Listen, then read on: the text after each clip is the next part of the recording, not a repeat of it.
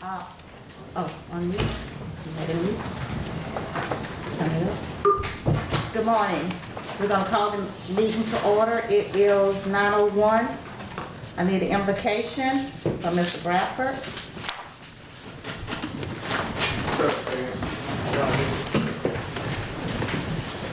Dearly Father, we thank you this morning, God, for allowing us to see another day. And Father, we give you all honor and praise. Father, we just ask that you continue to look after our leaders, continue to keep them safe, oh God. And Father, we just continue to pray for our first responders, our school, our children. Continue to cover them as they go to school during this COVID pandemic. And Father, we just pray for our nurses and doctors, oh God, that maybe get tired. And Father, we ask, oh God, that you continue to give them the strength, oh God. And Father, we just continue to pray for this city, this county, this state, and this country, oh God. And Father, let love be abound, oh God. Father, let leaders come together and make decisions for your people. And Father, we just thank you right now. In Jesus' name we pray. Amen. Amen. Get a pledge by the chair. Pledge allegiance to the flag of the United States of America and to the republic for which it stands, one nation, under God, indivisible, with liberty and justice for all. Thank you. Next on the agenda is approval of the minutes for August 2021. Have everyone read the minutes? Can I get a motion? A motion by Supervisor Wilson, second by Supervisor Middleton. Any discussion? Second by Gray. Oh, it was great. Yeah, all the discussion I had, I already talked to Ms. Page about it with the necessary corrections. Okay. You heard the motion. All in favor say aye with the corrections. All opposed, nay. The ayes have it. Motion carried unanimous. Next on the agenda is approval of the docket. Have everyone read the docket? Can I get a motion? So moved. A Second. motion by Supervisor Middleton, second by Supervisor Gray. Any discussion? Yes, Madam President. Supervisor Gray. We have the 9th month first date, and the claim number is 3467. I already talked to, I'm just gonna let her see it.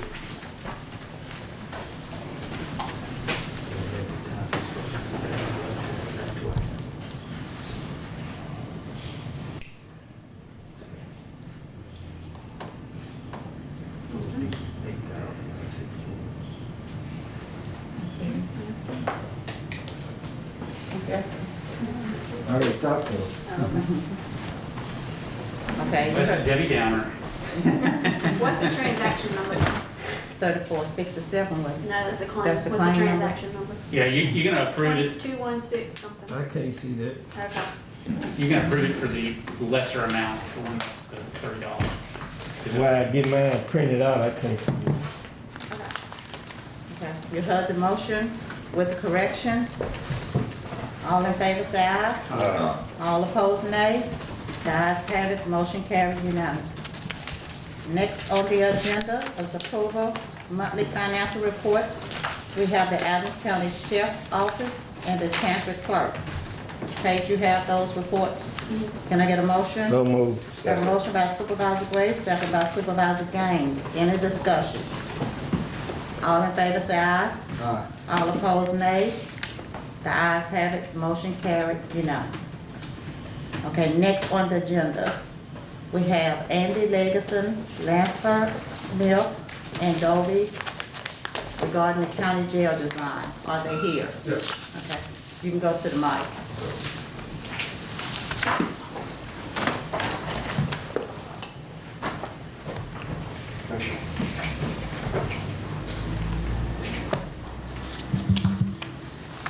Yes, good morning. I appreciate the opportunity to address the Adams County Board of Supervisors. My name is Andy Legg, and I'm with a firm called Langford Smith Doyle. And Langford Smith Doyle is a team comprised of an architectural firm and a construction management firm. And we do one thing. We design and manage the construction of county jails. That's all we do. We do nothing else. We don't do state penitentiaries. We don't do federal prisons. We don't do apartment complexes. We don't do churches. We do nothing but county jails. We've done this for 25 years. We've done over 15,000 beds, soon to be 16,000 beds, in a 5-state area, amounting to $500 million in contracts. Presently, we have 5 projects under design that are contracted or under construction. We understand county jails. As I said, we do nothing else but county jails. One thing that I'm going to go ahead and bring up that a lot of people do not address or do not think about is the true cost of your county jail is staffing. It's not the brick and mortar, it's the staffing in that facility. These are one of the criteria we utilize when we do design work and construction work at county jails. We have a PowerPoint presentation that we give where I bring in my architect of record, Jim Langford, that lasts about 20 minutes, and I hope sometime here in the near future we can present that to you. But I want to take every bit of 30 seconds and just basically introduce myself, express our interest in working with the county on this upcoming jail project. One thing I've been asked recently is about ARP money. And we have several facilities in both Arkansas, and we are aware of 2 facilities in the state of Iowa that are using ARP money for their county jail. I think there's some cloudiness, as I understand it, in the rules and regulations put forth by the governments, but it's my understanding several counties are using ARP money for funding of their county jail projects. With that, I want to thank you again for this opportunity. I'll be happy to field any questions if anybody might have one. Do anyone have any questions? No questions. All right, thank you. We appreciate you for coming, You bet. and we'll look into this. Thank you very much. All right, thank you so much. Thank you. All right. Thank you. All right, next on the agenda is Stacy Cundy with Allure Natchez. Did I pronounce that right? Alamere. Alamere All good. Natchez? Yes. So I want to thank you. Turn this around. Thank you. All right. Yeah. See if I can get this project. So my name is Stacy Conde. I own Conde Contemporary on Main Street as well as Mother's Natchez. And we are putting forth this project, which is set to take place November 19th through 21st of this year, and we are asking for your support. It's kind of a long presentation, so I'm going to blow through it as quickly as possible. Just where light festivals got started, that's what Alamere Natchez is. It means light up Natchez. It's a light-based art festival. They have these all over the world, all over the country. This is just a simple installation that they used in South Carolina to completely transform a space. Another one, North Carolina. And again, I can send this presentation to anyone who has interest after. These are just different light-based projects. LunaFed is the one that's closest to us in New Orleans. It's a 4-day long event. It interacts with all the creative industries. There we go. It transforms public spaces just with the use of light. Attracts all ages. For some reason, this is not wanting to change. There we go. Social sharing. So this is a way to absolutely capitalize on sort of guerrilla marketing. This is free marketing. This is a visual event. People will absolutely take photos of this and share it all over and really increase the visibility of Natchez. This is just a map. Here they're talking about the fact that it attracts attention, obviously. So here we go. 100,000 people attend LunaFed. The first 3 years, you can see it's growing, it's growing. What happens between year 3 and 4? The city gets involved and starts funding it. Now we're looking at a festival in Amsterdam. They get 1 million people. And there are 5 of them that are very close together. They all sort of work together. I'm just, again, gonna blow through some of this quickly. This is where we would have really liked to have the project this year, which would have been down Main Street, opening up onto the bluff. And then as the years continue and we, get more funding, we would expand it to include really all of downtown. This year, because of the Hallmark movie and the Christmas ornaments and all that stuff that's going up and lights that are gonna it'll be problematic with some of what we're trying to show. We've decided to go ahead and move it over to Dunleith. And this event, by the way, is free and open to the public. Everyone is welcome. That's what we would like it to look like in the years to come. So those little stars are just showing different installations. So light-based art can come in the form of projections, 3D animation, sculpture. There are seesaws you'll see later that people can sit on and ride. That's just a projection inside of a building. An arts market, we would love to have, well, we will have tents with different artists from the community and the surrounding area set up selling their wares. And here are just some examples of light-based art. These are some locations we were originally looking at when we thought we were going to be able to do it downtown this year. Oh, that's another one. I love that moon. That moon is about $70,000. We will not have that moon this year. 3 minutes is up. And there you go. So, thank you so much for having me. Thank And you. like I said, if Appreciate it. anyone would Thank you. like an email, let me know. Okay, thank you. Thank you.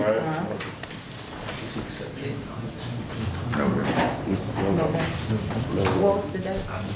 What was the date again? Of that? The dates of the project are November 19th through the 21st. Ma'am, Yes. I'm Supervisor Ricky Gray. On your way out, that young lady will give you my email, so you can email me that information where I can look at it.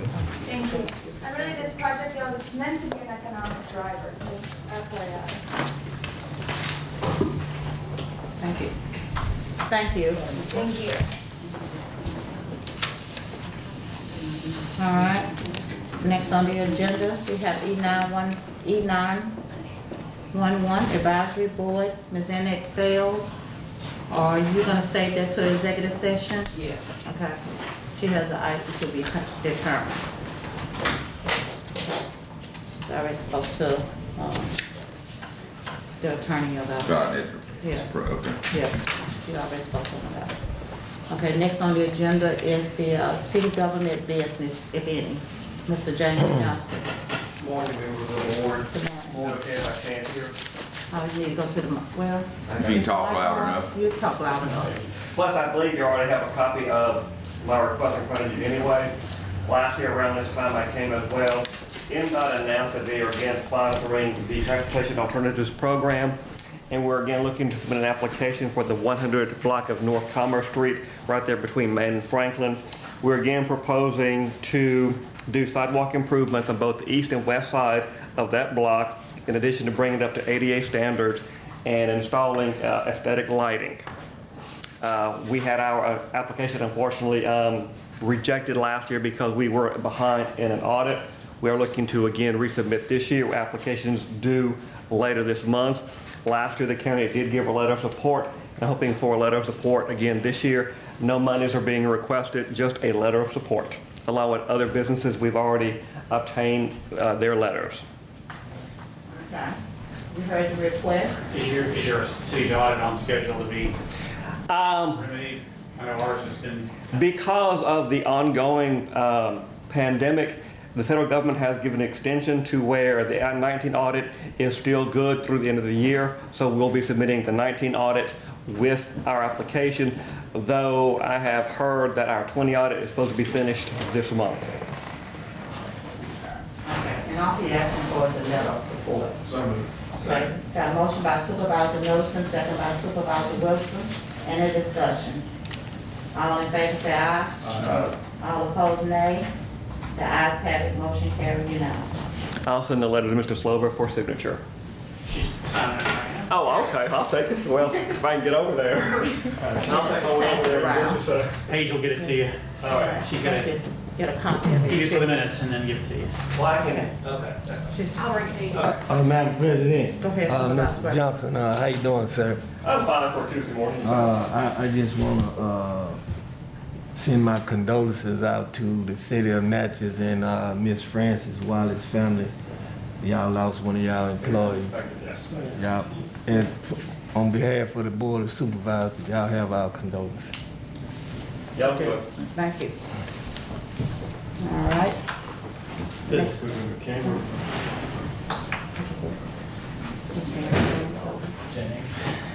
Did you need to exchange something? We want to discuss the recreation. I don't really have any thoughts on that. Has anybody Got read that one? review it. I reviewed it. Any discussion? I read it, I'm not, You're not ready for it? well, we need to discuss money part, how we gonna deal with the money part. That's the only problem I have with it, the money part. Yeah, and that's something that I noticed too in the proposed, there actually isn't any type of financial commitment. It's just that we'll split whatever both sides agree to pay, so. Yes, it did. That's what I read also, Rick. It's no money in there, so it's just really splitting, everything 50/50, the facility, utilities and everything else that has to be I purchased. thought I read in there that the city said that they was gonna pay for, a director, and they didn't mention nothing else about nobody else that they was gonna pay for, so. Yeah, it basically says that both governing authorities have to approve a budget. It said by August 1st, that's not gonna work for us. The budget's gotta be approved by July if we all wanna meet our criteria. I'm not criticizing the city's part. Typically, when we do these ILAs, the attorneys get together and massage all these issues and think them through. We just probably need to do that. Say we, being me and Brian, probably need to do that. But I didn't see a specific financial commitment that had been in the previous interlocal agreements, and that seems to be a lot of the point where we could never get past is financial, commitments. Basically, just said they'll approve a budget, and then that's what they'll give, but it didn't say what it is. So what happens if we can't get a budget where you have a functional board? I don't know. So, how's the board want to proceed? Can we just get together with Brian, or do you want to have a meeting with the mayor? Or what? Do the board understand the salaries and everything? No, they don't. I'm Well, quite that sure they that don't. need to be put forward to this board where they know what they're approving. I mean, you just can't go with the two attorneys and approve something and then come back and the board say, well, I ain't know you approved this amount. I mean, all that need to be upfront to me. I agree with that. But I don't agree with Suggesting the that the amount. attorneys do anything other than get the logistics of it and the material things would be something the boards need to decide. How are we gonna, we gotta get this, I think. I think we need to sit down and discuss I think we do. a salary for the director, whoever's gonna be over the pool, and then have it also in its interlocal agreement. I think it should be in an interlocal agreement or in a budget. Yeah, I think a minimum financial commitment should be agreed upon. But I was reading where it said something about what they'll do is sit down and discuss a budget and then turn it over to the advisory, the committee, and then they decide on the salary or something like that. So that's something I read, but we haven't even discussed what we was gonna put in that budget. But just like any other budget we do, I'm not correcting you, Madam President, like any other budget, the reason we approve a budget is based on our projected expenditures. And so we're gonna wanna see how much they're gonna spend on each thing before we approve it. But if you don't have a minimum commitment from both sides, I don't know, it's kind of an illusory deal where all they're saying is that they'll approve a budget and that's what they'll pay, what they approve, but they don't have a minimum commitment, what is approved.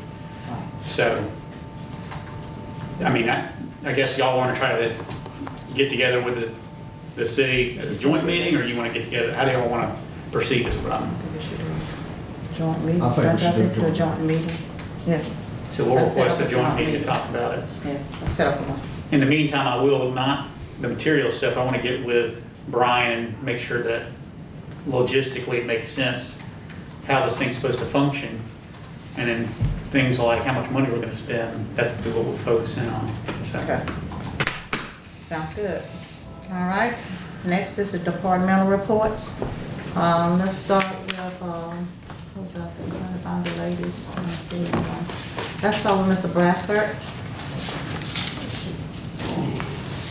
I don't know. Ain't no lady on the phone. Let me see. Hey, good morning, board. How's everybody this morning? Morning. So I got a couple of issues, so just bear with me. We've been having a long week. First thing I want to let the board know, we was able to get COVID testing brought to the Adams County area. So COVID testing is going to be every Monday and Tuesday at the safe room from 08:30 to 14:30. So we petitioned to the state health department. We told them about our numbers and everything down here, so they allowed us to open this free testing to the public and stuff like that. So we hope everybody take advantage of it if you've been around somebody and stuff like that, because everybody know the county, Raven, we was putting a strain on her and trying that stuff get expensive with the amount of employees going to trying to get tested, and also family members.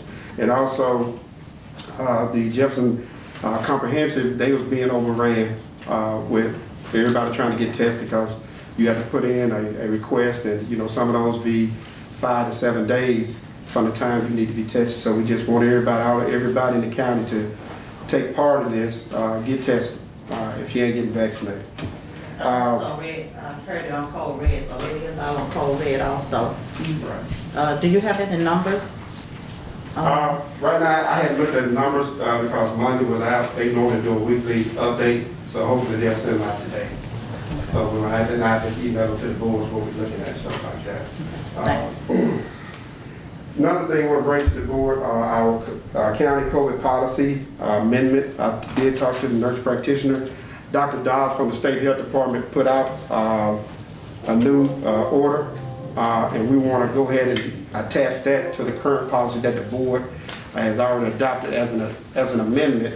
And it states that on August 20th, 2021, Dr. Thomas Dobbs, State Health Officer, issued an order for the isolation of individuals diagnosed with COVID-19. All persons residing in Mississippi must immediately home isolate on first knowledge of infection with COVID-19. All persons, including fully vaccinated individuals infected with COVID-19, must remain in their home and other appropriate residential location for 10 days from onset of the illness, or 10 days from the date of the positive test for those who are asymptomatic. In our county policy, we said if you was vaccinated, you still been around somebody, you still can come back to work. So they kind of changed that now because they may be asymptomatic. So we want to go ahead and add this amendment, this order as an amendment to our current county policy. You heard the request of the emergency management. Can I get a motion? So moved. Got a motion by Supervisor Wilson. Second. Can I have a second? Second by Supervisor Gaines. Any discussion? Yeah, does this include any other changes that if a doctor changes in between our meetings, those will automatically be adopted, the state? Well, you know what I'm saying? We have to bring it in the I think we talked at our COVID meeting about that. So once we go to our COVID task force and they approve that, then I'll bring it forward. Okay. But this one here was just germane to our current policy, because the current policy said they can come to work. So we just want to add this and say, hey, look, you probably staying home. You're gonna print that out to add that to that? Yeah, I got it, Ray got it, and Okay. we'll send it out to everybody. Okay. Madam President. Go ahead, Supervisor. Okay, we saying they gotta stay at home. We need to clarify, are they gonna have to use their sick time? Are they gonna have to use vacation time, or whatever the case may be? Cause you don't want nobody to be going home thing. The county gonna pay for them to stay at home, so that need to be clarified up front. They need to use their sick time. If they don't have sick time, then they use their vacation time. Right, that was clarified in the county policy, she put that in there, Yeah. so yeah, they understand that. I got another request. Excuse me. Motion on the floor. All in favor say aye. All opposed, nay. The ayes have it, motion carried. Unanimous. Thank you. Okay. Judge Blackwell reached out to me, she wanted to request to use the safe room for jury selection in the month of October. Because she's saying, I think they were having a hard time trying to rent the convention center. So they did it before in the safe room. So she is actually requesting that she can use There's it. no close in safe rooms. That's Even what better. we're urging them to do anyway, Yeah. is to use the safe Yeah. room. We what have we no have. problem with that. We don't even need a motion, but do we need a motion for that? Yeah, you have to, because like I said, that's, Or but different that outside? covers me in case we have an event, something like that, I'll be covered. Okay. So Heard the moved. request of the emergency management. Got a motion by Supervisor Gray, second by Supervisor games. Any discussion? Yeah, Madam President, Go so ahead, she gonna Supervisor. use it on the days that they not testing over there? Right, she already got her dates blocked in, and I think they're most on like Thursday or something like that, but it won't interfere with the testing because the testing's on the outside. She's gonna utilize the inside. Okay. All in favor say aye. All opposed, nay. The ayes have it, motion carried unanimously. We should roll out the red carpet for them because they get treated really well with the convention center. And this one doesn't cost us any money, so Exactly. try to tell them to keep using Totally this. agree. Okay. Also, just report on the hurricane item, we just only had 4 residents reported damages. We dodged the bullet, we was blessed. So, just be thankful and mindful of that, on that. I know the road department, everybody that came out and helped with the shelter and stuff like that. Want to thank supervisors and the aldermen that came by and stuff like that, that did, interviews and stuff like that. President Hutchins, we want to thank everybody for that. Look up to that. On that, being said about the shelter, the state has put in amendments that shelter's going to be ran by county now, because due to the fact that Red Cross, they did some logistical changes. They merged with Alabama, and everyone knows that most of our Red Cross volunteers are elderly, and COVID has pushed a lot of them to not volunteer as much. So with that being said, we still have to do sheltering for people in this community. So President Hutchins, she did sign our new Adams County shelter plan, and they want to make sure that the counties can support their own individuals. With that being said, we noticed on this last event, that was our first time running the shelter by ourselves. It went well, but a lot of our employees was burnt out, pulling long hours and stuff like that. So what I'm here to ask the board for this morning, doing shelter operations, can we utilize county employees that's not working to come assist and help out at the shelter if that day is closed? Like, I know Monday was an off day and everybody was at home and we could use some help. So I'm asking the board that we're gonna need help if we want to run the shelter by ourselves. You have anything to say, Supervisor Gaines? I mean, I don't know. It depends on if they gonna wanna come. Yeah, it depends Yeah, on I whether mean, I they want to can- volunteer or not. I but- want, you're asking to volunteer. Yeah, Well, no, I'm saying they get paid just like I have to be there. And my point of it, and what the state is looking at is, these are our people, and we have to take care of our own people. I don't have a choice saying, I'm off Monday, I don't have to open up a shelter, I have to do that. It's mandated for me to do that. My employees to be there. Only thing I'm asking for, if you got county employees that's sitting at home, they can come and relieve some of my people at least for 8 hours, because they getting paid anyway. This is not volunteer work. They're still getting paid sitting at home, regardless. Me and the road department, we gotta be out. Sheriff department got to be out doing these storms. That's all I'm asking. Let me tap into some of these people that's sitting at home to try to help relieve some of my workers out. Because, they working 10-hour days and trying to come back and stuff like that. It's really hurting me.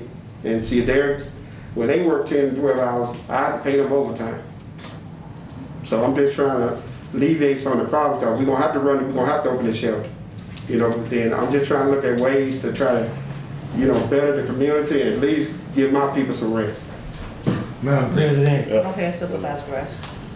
I really don't have a problem with what Mr. Bradford is saying, but it needs to be perfectly clear that if they don't want to come, then we can't force them to go out there and work. We can't force them to go out there and volunteer. Even though they're at home getting paid, whatever we do, we need to make it clear to our employees that they do have an option. Either you want to go, you can go. If you don't want to go, you ain't got to go. That's true. I would give you the right, to reach out. You can reach out like Supervisor Gray. They have that option. And I'm quite sure some of them would be willing to volunteer or something like that. Madam President, while we on this, in reaching out to our employees, please go through the department head, not directly to the employee. Go Right, through. right. That's what I'm saying. I need the help from you guys, because like I said, if you're saying that, my employees that work for me can have the same thing, say the same thing, so we got to be careful.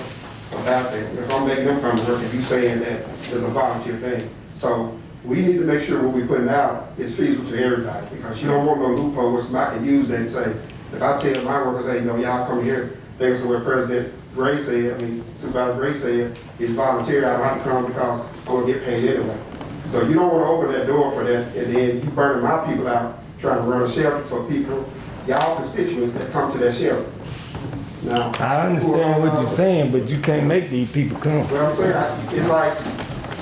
it's just like I don't have a choice saying, well, I don't open the shelter, because that's what y'all pay me to do. But I need y'all help in trying to do this, because they put it back on the counties. And we want to do what we got to do for these constituents. Because when my people get burned out, I can't make them stay there 12 or 24 hours, because they tired too.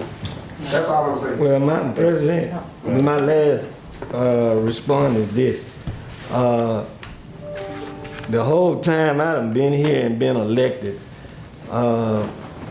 seems like when we have a event like this, the people of this county do volunteer their time, and they've been good about doing it. I don't know what done happened, but we pull together when it was a tragedy. We always did that. So, I just don't want nobody to feel like they got to come. We gonna put this out to all the residents. I just think the residents of Adams County will step up to the plate and volunteer too. Go ahead, Supervisor Gaines. And I don't have, the problem is not getting you the help.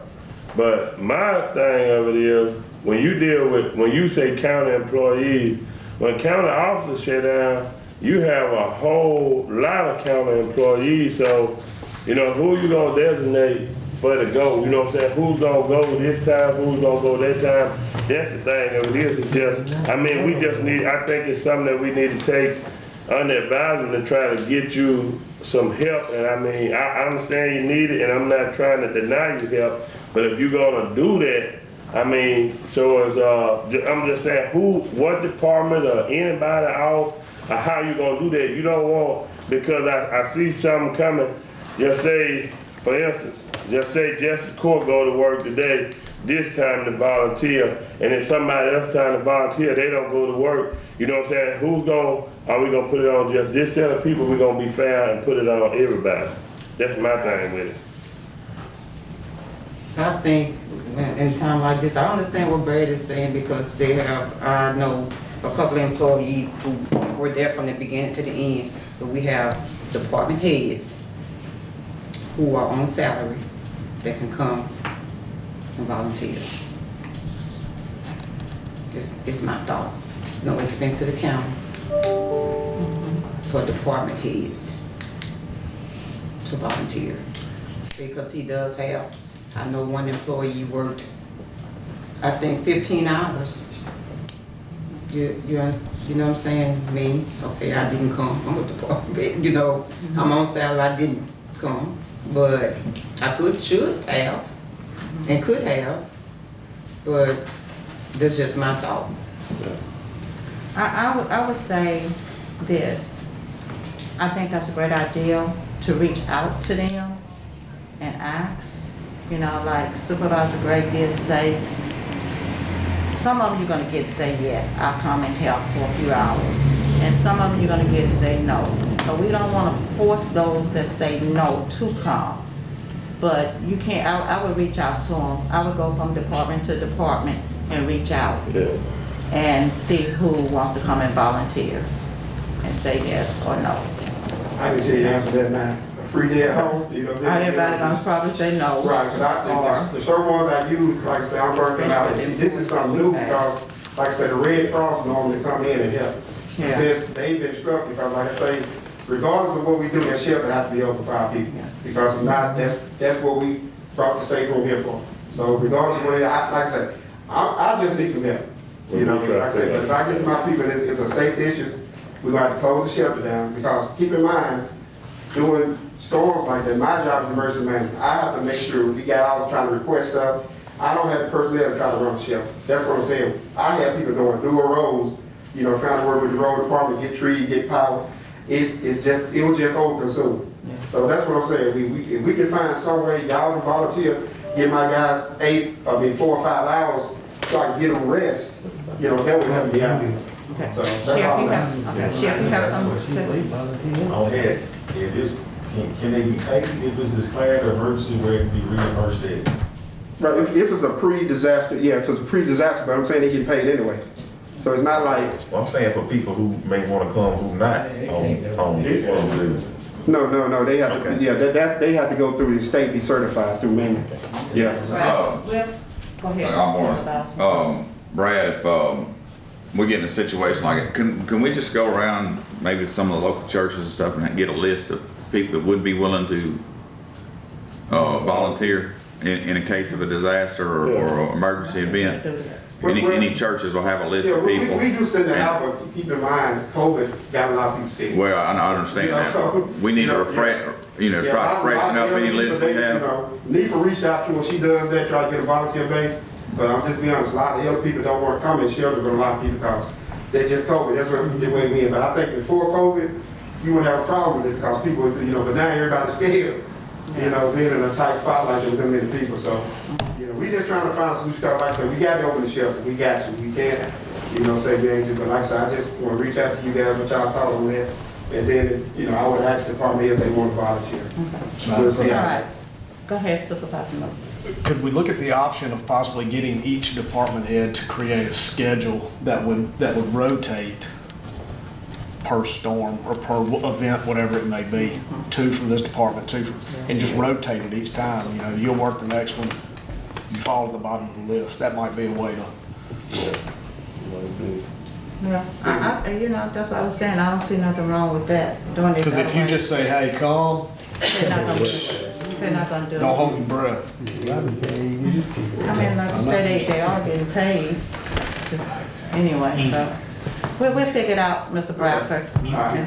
Okay. You have anything else? Yeah, next, want to request travel to the Medina Conference, November the 11th to the 18th, for Darryl Smith, Sam Minor, Bree Cook, and Freddie Hudson to attend the Medina Conference, only because she has the, Yeah, I have all the paperwork. This is something, we have always attended. They do ask that a supervisor attend. From time to time, you have a supervisor there, and I've always attended, so. Can I get a motion? When is it? And if any other supervisor want to attend? November the 11th November the 11th through the 18th, through the 18th. Where is it at? on the coast. Okay. I have the 16th through the 18th. Yeah, 16th, that's 16th to the 18th. 16th. Okay. Can I get a motion? Don't move. Got a motion by Supervisor Gaines? Second. Okay, second by Supervisor Wilson. Any discussion? All in favor say aye. All opposed nay. The ayes have the motion carried unanimously. That's a Also, constituent that's that we're a trying to track down for right of way, so that's why we Okay. jump out and get. Right. And now let the minutes show that Supervisor Middleton stepped up for a moment. Okay? Okay, You have anything else, Mr. Bradford? Alderman earlier contacted me, she want, along with the city, she gonna sponsor a COVID vaccination site here in Natchez, Adams County area. And she's asking the county to partner with them. There will be no financial responsibilities. They just may wanna use some EMA equipment to do a COVID vaccination. You heard the request of the emergency management. Can I get a motion? I don't understand what they're asking. Just asking for a They're partner. setting up a COVID vaccination here in the city. They're asking the county to partner with them. You know, that's just your name. Right. Our names will be submitted on the flyer that goes out with the city, emergency management, Natchez Merit Health. It's just we partnering with all So those more. we not asking for a site. No, she already got the She already site. got She already got the partnership, but she gonna want to, use tips and stuff like that from my office, so they partner with. So they gonna test people somewhere. Vaccination. Vaccinations. So they gonna vaccinate people different from where they usually do it? No, they're doing site vaccination. They're going to certain areas, setting up remote site areas. So they don't do it at a church. So she just asking the county to partner with them there. be a part of just spearheading this, to push this, Okay. remote vaccination. I got a motion by Supervisor Gaines. Can I get a second? Second. Second by Supervisor Wilson. Any discussion? All in favor say aye. All opposed, nay. The ayes have it. Motion carried unanimously. Okay. Anything else? Yeah, on the 911 side, our 911 equipment is getting old. It's reached its depth dates, 5 to 7 years for its computerized stuff. I did send Angie the updated version of that. These are some in the past administrator, we normally put these on lease purchase because it's new equipment to note it out. And I'm just asking the board if that's something we want. We're trying to wait till October 1st when we're doing the big purchases, but I want to ask the boards, can we do a lease purchase on this new equipment for a hard refresh upgrade? I gave Angie all the quotes and stuff like that. Did you get with, Annette? Ms. Baker? nah, Brandon. Brandon? For what? Do you? No, they don't, he had nothing to do with this. Yeah, the company comes in and sets all this up.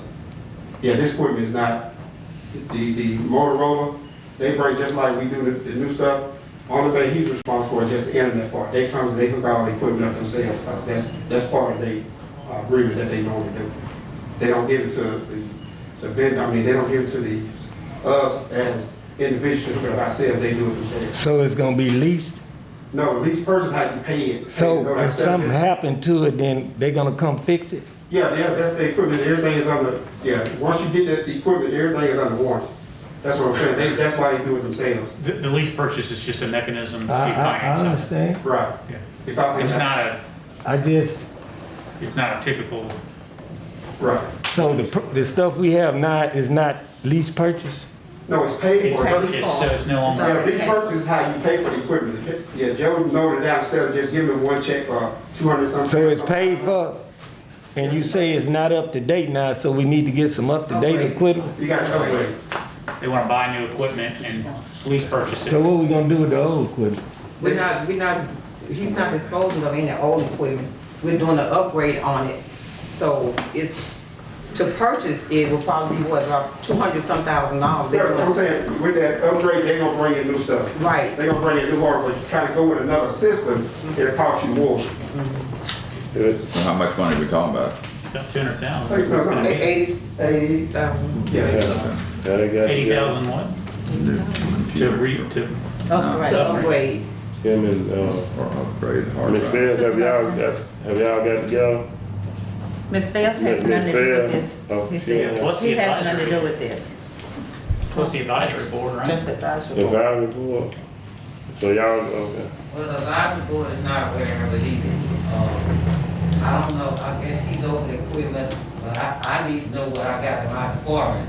So if something breaks or something goes wrong, I need to know the warrant and who I need to call or whatever the case may be. Okay. All right, y'all heard the request for the emergency management? Are we gonna vote on that now, or we gotta wait on Yeah. October? We have the, meeting on 15th. We have Yeah. another meeting. Yeah, we have another Budget budget. meeting on 15th. Okay. Yes. And typically, We take for lease purchases, it wouldn't come online until the Till next next following year. year. Yeah. October is not Yeah. the worst time Yeah, you can right. have a payment due though. Yeah. I mean, We we can have- talk to them and maybe move the payments starting January, February would be Well, of see, 2023. the reason why we're going to see, we got equipment is failing now. We're down to 3 positions. That's what I'm saying, and they can go out any day. So that's why I was trying to go ahead and at least get a nod on the equipment, because like computer stuff, they can go down any day. If we don't have spare parts to put it back up, because that's their equipment on that. What would be the first monthly payment? It would be October, It would be typically, if it's a October. lease purchase, it's October of I think that's 2022. over at the bank. Joe normally did that on the bank. I never did that. He just made a deal with the bank saying, well, when are we gonna send you first payment? And so moving it to January or February 2023 would be your preferable, that's when you have more cash flow. Yeah, we only talking $80-some thousand. But that's pretty, I mean, that's what, We gonna take it under advisement, 'cause 10% we got a lot of money, we trying to Yeah. figure out what we gonna do with a whole lot of stuff, so we take it under advisement. We should know somebody next meeting. Okay. Definitely. By September 15th is our next meeting. Okay. Then I got one item. That's it. That's it? That's it. Okay, thank you. Mr. Robert Dollar.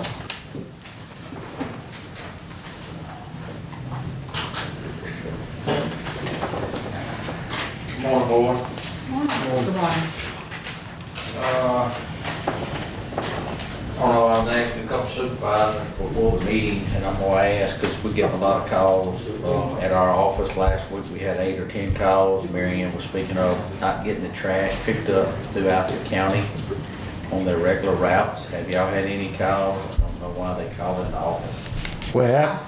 I mean, I they think found that out. was- Picking up the trash on the trash day, like a Monday or Tuesday, whatever day they're supposed to pick it up, and people's calling our office wanting to know why the trash is Let not me tell being you what They had it a- was. they That had was a- dealing with the storm. a hurricane. Because it's- Yeah, that was the Well, hurricane, they- because it they- happened in the they- city too. We didn't get ours picked up Okay, the well, right day. They just, you know, came different Mary was days. saying they were just Right. asking her It was to dealing with the call hurricane. After that, and I Okay. just was gonna find out.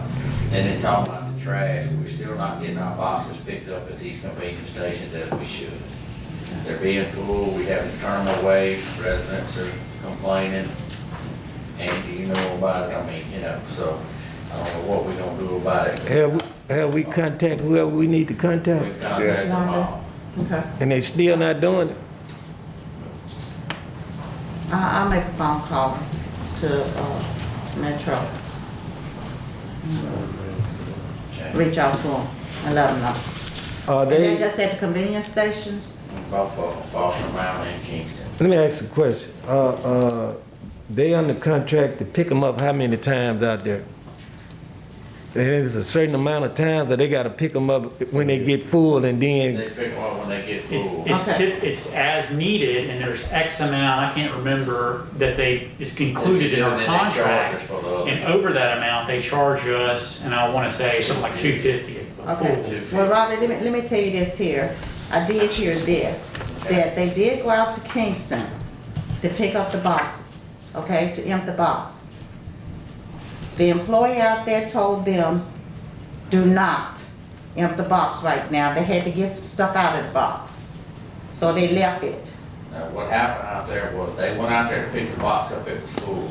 Right. They couldn't pick that box up because their eye was broken, their cable wouldn't hook on. So he wanted to hook to the other box, which was half full, and haul it. And the employee wouldn't let them haul it because it was half full and we would get charged for a full load. So what they were doing, they come out there instead of them dead heading back because they couldn't hook to their full box. They wanted just to hook to a box to get a pull, and it was half full, and he told them no. Okay, that could have been one situation, That was but the situation. that's the same That's the same situation? situation, because me and Okay, H. King, okay. I went out there, I went straight out there and talked to him. And that's what it was, the box was full, they still hadn't got it, when I went out there, they had to fix their box to get it. They wanted to haul the box just because they were there, and it was half full, and he wouldn't let them get it. Okay. So that's what Right. happened. There. Well, I'll make a call. So, okay. Okay. The other thing, Francis asked me to give permission for her to advertise for our yearly and 6 months bids, advertising tomorrow and on the 15th. You heard the request of the, Francis is gonna do it, but she just wanted me to ask, and she was off. she's off today? She's out. Okay, she's out, okay. So that's the request coming from the purchasing clerk. Can I get a motion? So moved. Second. Got a motion by Supervisor Gaines, second by Supervisor Wilson. Any discussion? All in favor say aye. Aye. All opposed, nay. The ayes have it, motion carried unanimously. Go ahead. You got the form up there, Angela, I'll be off September 13th through the 16th. I do. I think I had it in here. This is a motion that needs to be, I need a motion to spread this across the minutes. So moved. Got a motion by Supervisor Gaines, second by Supervisor Middleton. Any discussion? All in favor? Madam President, you gonna be all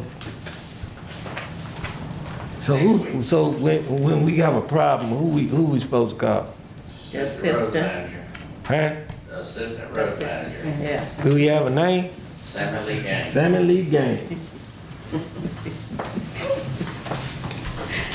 Okay. Got that, Supervisor Gray? Yes, ma'am. Thank you. All in favor say aye. All opposed, nay. Ayes have the motion carried. Unanimous. Anything else? Yes, ma'am. I have two employees, their 6-month probation period is up. The first one being Jalen Irving. He's going to $11 an hour. Do I have the paperwork? Yes, ma'am. Okay, let me find it.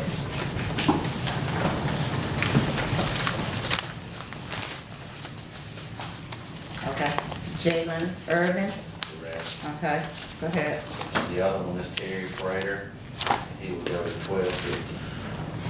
Okay, you heard the request of the road manager, can I get a motion? So moved. Second. Got a motion by Supervisor Gaines, second by Supervisor Gray, any discussion? All in favor say aye. All opposed, nay. Ayes have it, motion carried unanimously. Go ahead, road manager. Spoke with the contractor, Camo Construction, on 140 East Franklin and 14 Johnson Circle. The boxes will be delivered Friday. Work will resume on Saturday, probably at our office, to get the box in, to finish up 140 East Franklin, and then they will start probably Monday on 14 Johnson Circle. And that's one of the EWPs on that first group of EWPs that we have, 3 sites.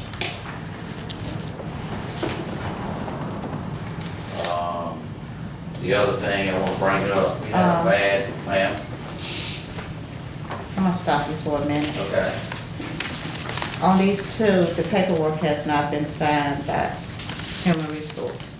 well, this is just 6 months, it was brought up when It's a I hired raise. people. It's a raise, Bring it up. okay, I'll just go ahead. We can get Okay. the issue of getting them signs for new hires so that they don't work and don't get paid. That puts us in a predicament, so. The other thing I'd like to bring up, just, let the supervisors know, we had a bad accident Thursday on Jeanette Crossing. We had our limb truck, and we had our flaggers behind it, and our personal truck, guy come around the curve, head on, high rate of speed, wrong lane, hit our truck head on, went up under the back of the truck, went on through and hit the tree. Just to let y'all know what our guys are up against out there every day, the danger they're in. It wasn't the county's fault, I just, I called Miss Hutchins and notified her the day it happened. It was her area, plus her being board president, to let her know what was going on with it. We're still waiting to see if it's any insurance involved at this time to get our reports to see about fixing the county truck. Everybody's okay? Everybody's fine. All ours are fine. The driver of the truck's not, but ours, all our employees. Okay. And get back to the storm, I just want to reach out, I reached out as a department head to the individuals that were responsible for it, but the road department, in which all other departments got fed by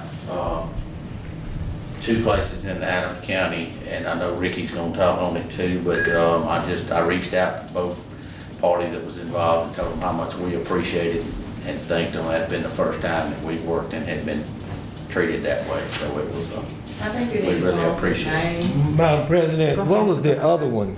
What was the other one? Surge. I know it was Surge. Surge was one of them, and President Hutchins and Felicia Irving were the other 2 parties involved that fed the emergency response, and their food was at the shelter. I think that guy named Demetrius Clark. Demetrius Clark. That's it. Surge. And I reached out to him, like I said, I called, talked to him, I got his number from Mr. Gray, and then I called Ms. Hutchins and Ms. Felicia, told both of them how much we really appreciated what it meant to our guys. That's all I had. Okay, thank you. All right, Can I ask him a question? Go ahead. You don't have to come back to the podium. go ahead, Supervisor. Lady on beside 141 Tubman Circle. Y'all went over and cut the grass. Correct, grass, got the tree off the house, got that took care of. I got a message from her thanking us for that, thanking y'all for that. But then she said there's some terrible odor coming out of that house. And I was like, somebody needs to go in there and make sure there's not a body in there or something. It's that bad, according to her. Yeah. I don't know who, Sheriff, I don't know if you want to do that. 141 Tubman Circle. She said people drive up in her driveway and they're like, what? That's normal. We've been to their house a lot. Okay, I just don't know what that, I'll tell you about it. okay, I know what it is. all right. Mr. Tim Halter with AMR. Good morning, Madam President, members of the board. Monthly report time, we had 348 requests for service, 215 transports. It's 133 that we responded to, and they didn't go. In that, we also identified an abuser that is calling and giving a false report to 911 to get an emergency response by us, and we get out there and she simply wants to be moved from bed to chair, and is calling for an EMS response under false pretenses. I identified that with the other members of the E911 board, and the way we're going to address that, the Department of Health requires that I start initially with, I charge her for that response, and it's not covered by her insurance. She's going to have to pay for it. We're trying to keep her from abusing 911. Like I said, I've advised the E911 board, and I have the data back up to show 9 responses in August. All 9 refused. All 9 were not accurate with the 911 call information that she gave. That does kind of cause us issues, because if we're tied up with one that's not intended to go to begin with and another one comes in, it could impact our response times. We had a reduction, and I think it's cooperation with law enforcement that's creating this reduction in the number of site calls for the month of August. They dropped by over half. I think that's just all working together to address these situations within our community, and it's working. And I feel like that's going to continue to be the trend. We had 289 times where there were multiple calls taking place in the county at the exact same time for the month of August. And we only flew 1 directly from the field, which is a reduction by 4 from the previous month. That just indicates a decrease in the number or the degree of injuries that are occurring that we would normally fly out straight from an ambulance to, get the helicopter and go straight to a higher level facility. One of the items of note that I have is the hospital's having to house a lot of people. They've made a request through Director Bradford where their staffing is starting to impact their ability to move patients from our gurneys in the ER. And we had basically they tripled their ER time to get patients off of our gurneys. And we ended up holding the wall for 176 hours, 38 minutes, and 40 seconds in August. This is not to say the hospital's done something wrong. They are truly being hit hard, and we are working aggressively together to reduce this. I'm bringing it to the board because my response times this month went up, and my response compliance went down. This is the first time I'm having to report 87% response compliance in the city and 86 in the county. Usually one's kind of high and the other one's a little bit lower. We're required it to 85%, so we're still making response, but it's starting to impact our response during this time. So, I just want the board to be aware of that. We are aware of it ourselves, and we're aggressively trying to address it, but there's just so much you can do if we're tying up that much time at a facility. One of the things I'm proud to do, or proud to say, is we've got our first of what's going to be 6 fleet additions that's going to take place over the next 6 months. It's a brand new unit. We're having a hard time getting these things because of the chip issue that's taking place nationally right now with all the new vehicles. But the company was able to get 6 of these vehicles over the next 6 months. We're going to work to integrate these and remove some of the older fleet vehicles out of the fleet. So you're going to be seeing some new ambulances running around. We're very proud of those. It's very hard to get them at this time. So for us to get these 6 and get them locked in to be coming over the next 6 months, it's a pretty big thing for us. So I wanted to share that with the board. And then we continue to try to hire. Everybody's obviously aware of the national shortage that's taking place with paramedics.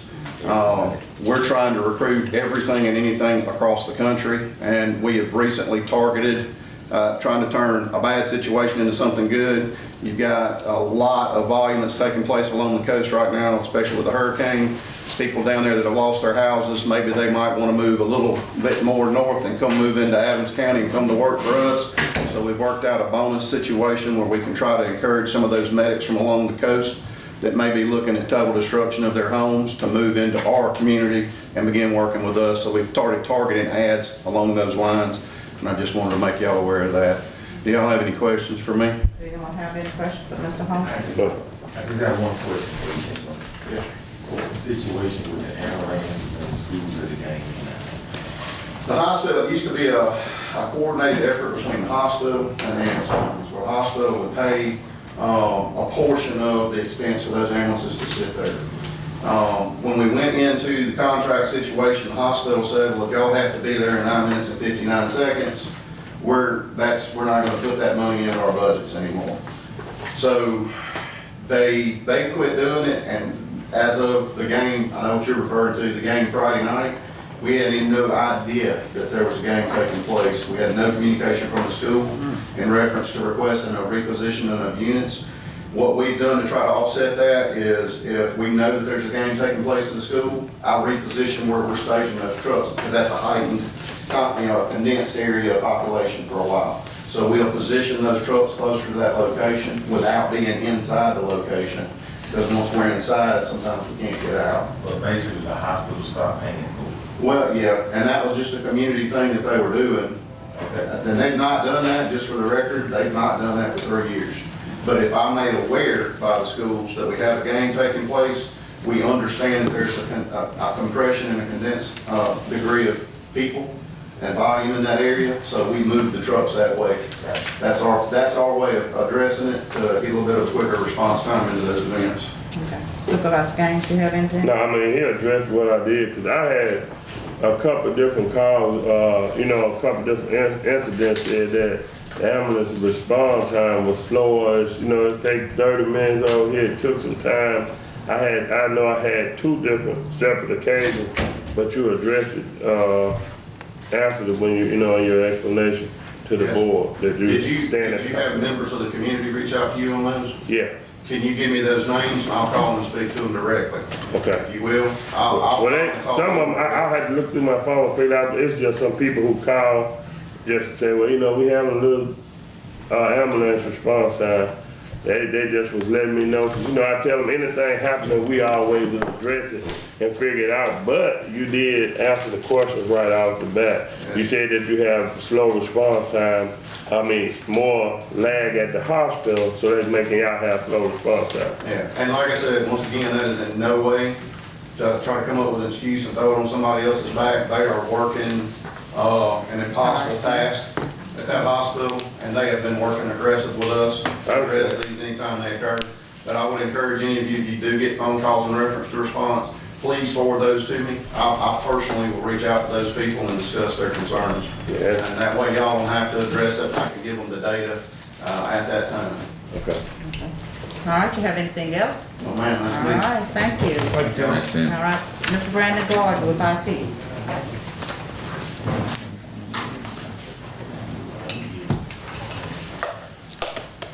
Good morning, everyone. I just have one thing. From Delta Computer Systems, basically they have an addendum.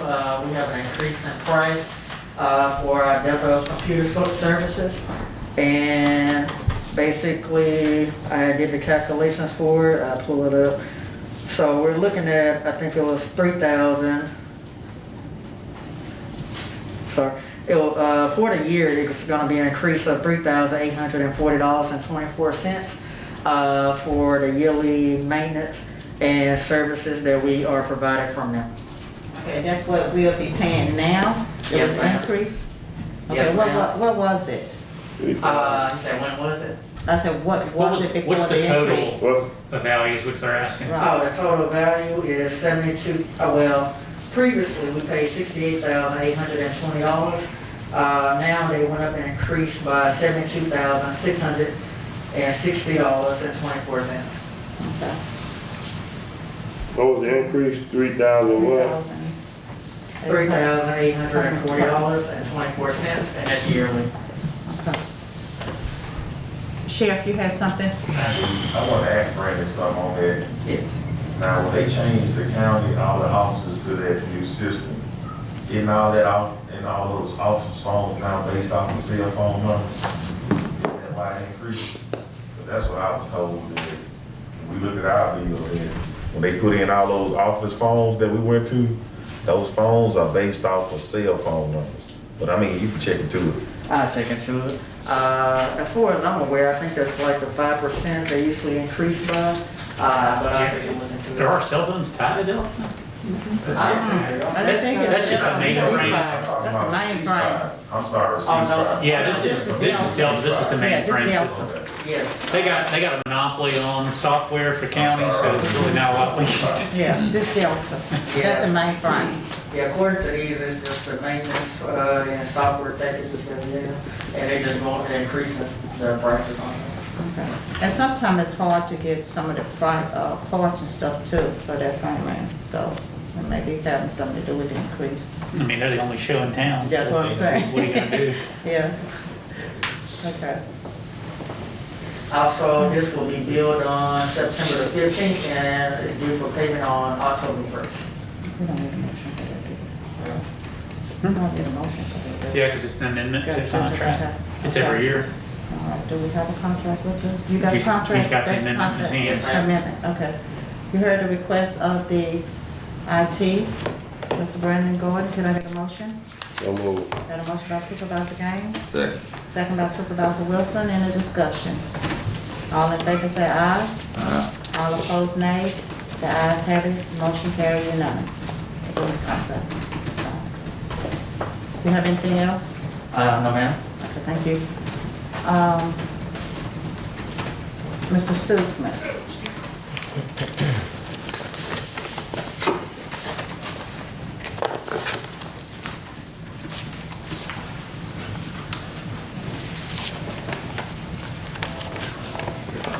Good morning, Board. Good morning. I have one request here today from State of South Real Estate doing business to ceasefire. And they request a permit to place additional equipment on an existing American Tower Corporation tower site located at 733 Highway 61 North.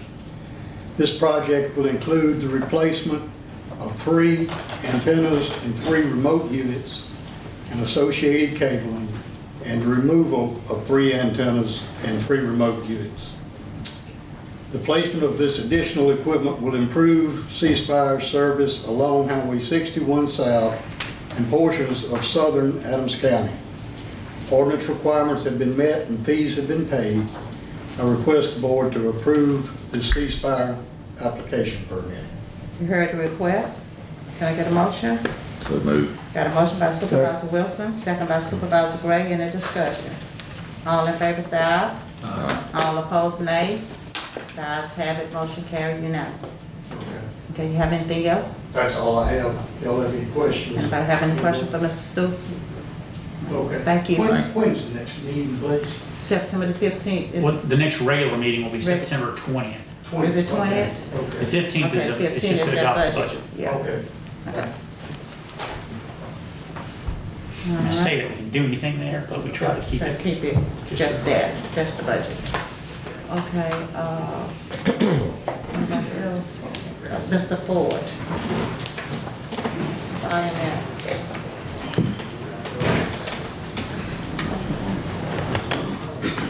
Delta signs it. We've already signed it. I have a few items. First, I would like to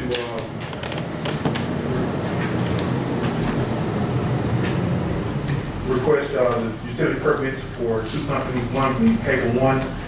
Cable One wants to update and upgrade their services, and that just try to provide fast speed, high speed internet.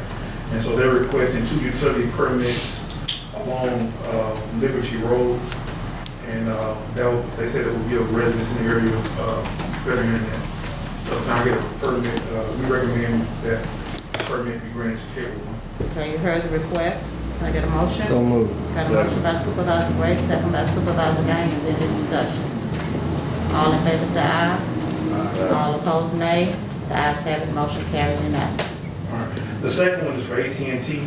They want to provide fiber optic cable and provide new services to the residents along Deerfield Road, Kingston Road, Hutchins Landing Road, Hillside Plantation Road, Brickwaters River Road, Commencement Plantation Road, and Wilkinson Road. So we're recommending the board approve their permits to install fiber optic cable along these 7 roads. All the construction will be boring, no interruption to traffic. You heard the request, can I get a motion? So moved. Get a motion by Supervisor Wilson, second by Supervisor Gray. Any discussion? All in favor say aye. All opposed, nay. The ayes have it, motion carried unanimous. All right, 26 Cleophia Heights. We just received the notice of award from NRCS. And so we're requesting a board approval to allow the board president to sign this document so that we can submit this document back to NRCS for processing.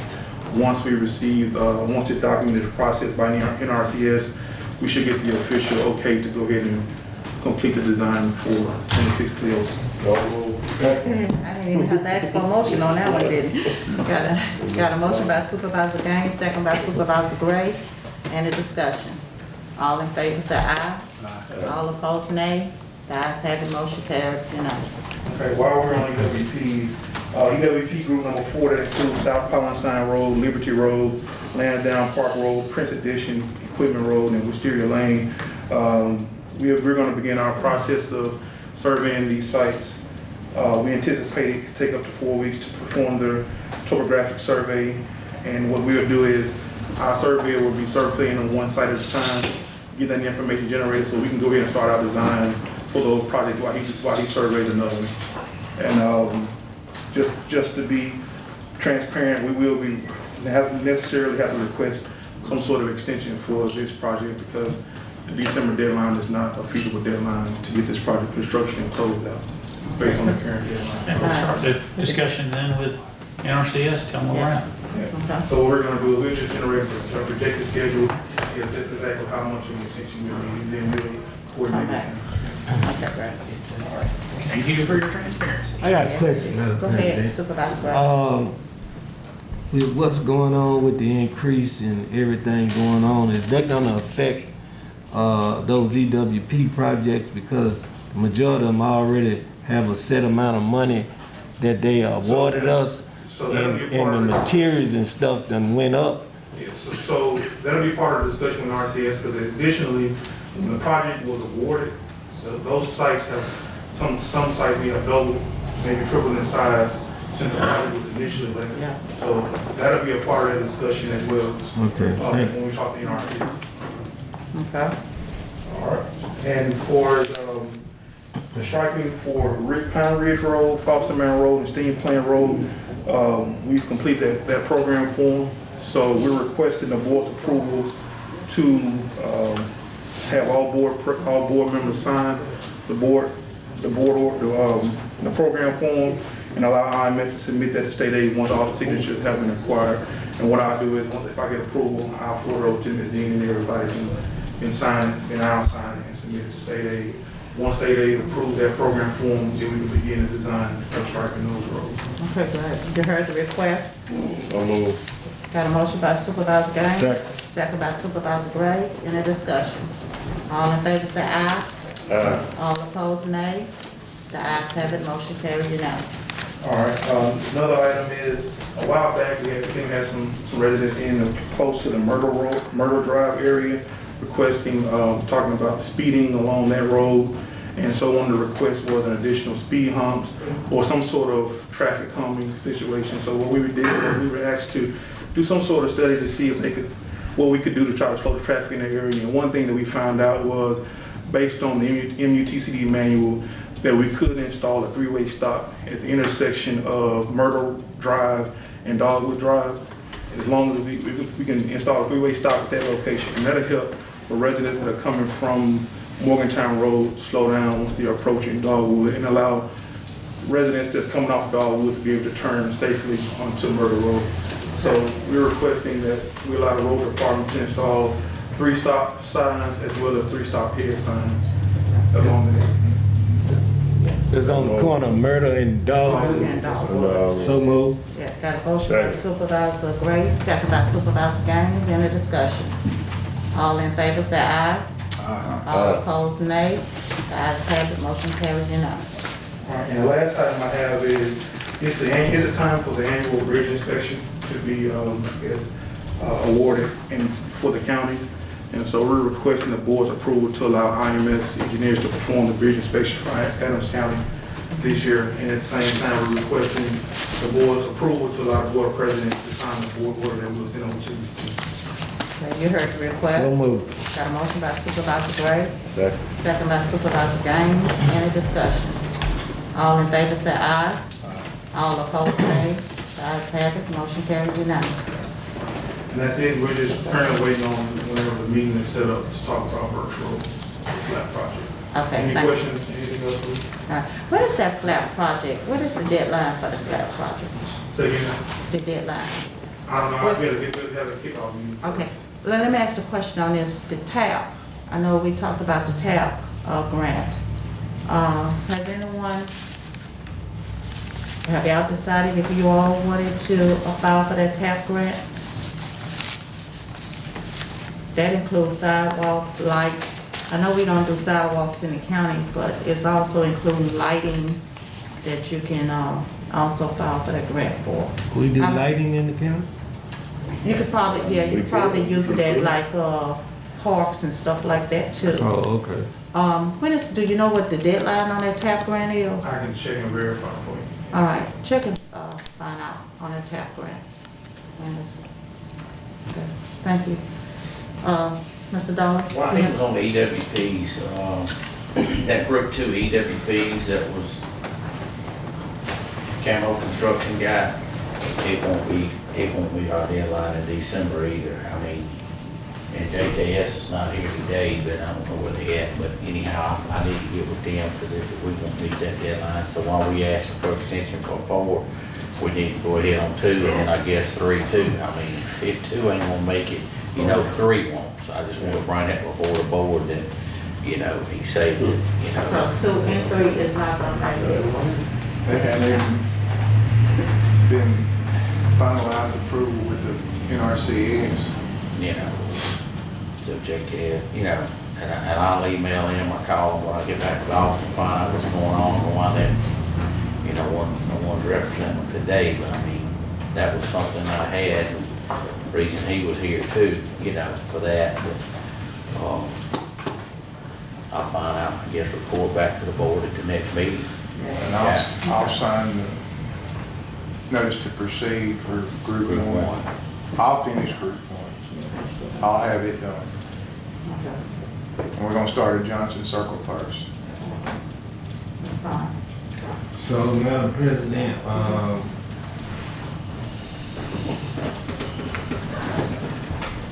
you gonna do that, Robbie? You gonna call JKS, they gonna call That's NRCS? correct. I mean, that's the steps they go through, just like he's gonna work through Norman too, but I'll get with them and find out, and if not, I'll get Norman myself, but I mean, they need to move forward on getting these designs straight and get finished and approval and things like that, I mean, that's something, I guess, and they still got group 3 too, and like I said, group 2 had been designed and finalized and approved through NRCS, so we got that much left on 3. I'm gonna say this, some of these projects, by the time they're advertised for bid, they bid, and then you get approval, and you finally get your signed contracts, that time frame is longer than the actual time that's allotted to do the job. Which to me, I can't figure it out. Madam President, what I think is happening is, because when I was with the city, we ain't never had this problem. We having so many EWP projects, and we got JK and S don't have the staff to do what they supposed to be doing, then that's why we falling behind, because they really don't have the staff to do what they supposed to be doing. And I understand your concern, we all got concerns about that, but we need to figure this thing out and kinda get our extensions and hope they approve it and move on. I mean, I got a pay estimate that I've been trying to get submitted for payment for going on 2 months now. I think I got one emailed to me last week. Were you on that email? I didn't get, I mean, I got a copy of one. It wasn't right, but I got a copy of one. Did it get put on the docket? I didn't see I nothing. didn't see anything on it. I'm gonna print off. No, it definitely didn't get on the docket, because the process is you get it approved and then you get a docket. And it didn't hit the docket. I'll print it off right now and give it to you. But that was something I got that me and you and JKS and Campbell discussed 2 weeks ago. Oh, it's longer than that? But I'm saying 2 weeks ago, we were in a meeting That, and that was something discussed. and then that didn't get done, and then I asked for it again, and I ain't begging for nothing. And I'm gonna tell you what's fixing to happen. I'm gonna be straight up honest with all y'all. I done cut that pay estimate out of my money over $30,000 to keep peace on something that ain't even me. And I've been telling them, so I'm fixing to submit it again with the right numbers and the way it's supposed to be, but per the thing, and I'm gonna tell you, it's gonna cost y'all about a little over $30,000. Gonna cost who? Additional. County. Over and above what was in the original All that was thing on Main discussed Street. 2 weeks Yes, it ago in the was. meeting. Yes, it And was. he was gonna cut his estimate, B. Scott was in there on dirt because it was a mess up on some other parts, and that he was gonna cut that money off and do it the other way and submit it, go ahead and get paid and just keep peace and move forward. And why did I do it? To keep peace. Keep peace. And Is that the, Because I didn't want it coming back on me. now it hadn't got submitted by them to get him paid, so is that the pay request that we're talking about? JKS here, hasn't done what you needed to do. correct. Yes, sir. Madam President, Mr. Attorney, how much longer are we gonna continue to allow this to happen? Well, we've already yanked number 4 with them. The only thing left is 1, 2, And 3. and 3. And we need to yank the rest of the. Last time we were in there, they were talking about 1, we're waiting on still the notice to proceed. Did that ever get issued? Yeah, I'm gonna sign it. The box, I've been waiting on the Box box. will be here Friday, that's what Box I will brought be here up. Friday. So let me ask you a question. We're still on 1, right? Correct. Are we still on We 1? hadn't even started one yet. We haven't started one yet, So but I'll have 2 it and done. 3, we need to seem like we need to pull those off. And then we got MLK 789, is that, That's in that one, group, has that one started? that's in group 2. That's in group 2. No, you talking about, no, the emergency, Emergency. he's gonna start that one. He was gonna start last. So that one's ready to start. It's ready, he's ready. Those, you won in that emergency one, 789. And then the rest of them were like in limbo. We need to go ahead for 2 and 3. I just think, man, it just came to a time, man, we need to get. Excuse me, Code Supervisor Gray, plus Main Street / Franklin Street. Do we have what we want, what we need for The that? box will be here The Friday. box will be here for Friday. And I'm gonna put it in Saturday with the pipe, and they laid out for the rip wrap, but I can't get rip wrap. There's 2 barges on the way. I keep hearing that. You're supposed to get some sort of topo or whatever, and the final draft of that project. Did we ever get those things? They done a final topo. But there was also supposed to be some sort of final plans or whatever. I haven't seen it yet. And you know, they've started on 2, Ms. Hutchins. They have started on 2? I think they started designing it, but I don't think they've done anything on 3. As far No, 2's been bid out. Yeah, that's what I'm saying, they got that, Okay. but 3, and 2's not finished. I mean, far as, they hadn't got them approved, No. you know, through NRCS and all to get it done. Last thing I heard don't on know where it we at was- on 3. The last thing I heard on it was that everything had been submitted to Norman, and then they were going back over numbers. And that's the last I heard. And that's been about a week ago. Rob, you gonna talk to them today, JKs? Can you find out what there is and let us know what that's going on? Cause at that next board Tell you meeting, what I'm gonna do, I'm gonna email them and copy all 5 of y'all in the email. if there's not any progress by the next meeting, which we're actually gonna meet on the 15th, we might have to do something different. Yeah, I'll let's copy yank it y'all. on the 15th. I mean, And I'll copy all y'all in the email, and see what response we get, and just go from there. And then I got a change order from them. I just need to be made aware that that meeting will be on the 15th, not the scheduled 20th. The 20. And I got that change order and I marked it up and sent it back. Well, we could deal with that on. is that on Main Street? That's all of it on the South EWP, including the Main Street portion. Madam President, Okay, Supervisor. attorney, with the meeting y'all had, break it down to me what Mike is talking about, the additional $30,000 that the county might have to pay. I need to understand that. What it is, Mr. Gray, is when the work for Main Street, the additional work for Main Street was priced out, we were sent, a list of items and they were quantized. One of the line items was bar excavation and it was listed as LVM. Well, I bid it as LVM. And I disagreed with some of the quantities, some of them were changed, some of them weren't. For what reason, I don't know. I still have my original information that we sent to them. But we bid it that way. All right, well, it was 1,020 cubic yards LVM bar material. That bar material is, I'm bringing it from point A and putting it at the site, okay? So we counted the truck tickets like we always do on LVM. I got them all, every one of them, got them in a spreadsheet, come up with our number. So it ended up being 2,248 cubic yards of material that we hauled in there. So that's 1,200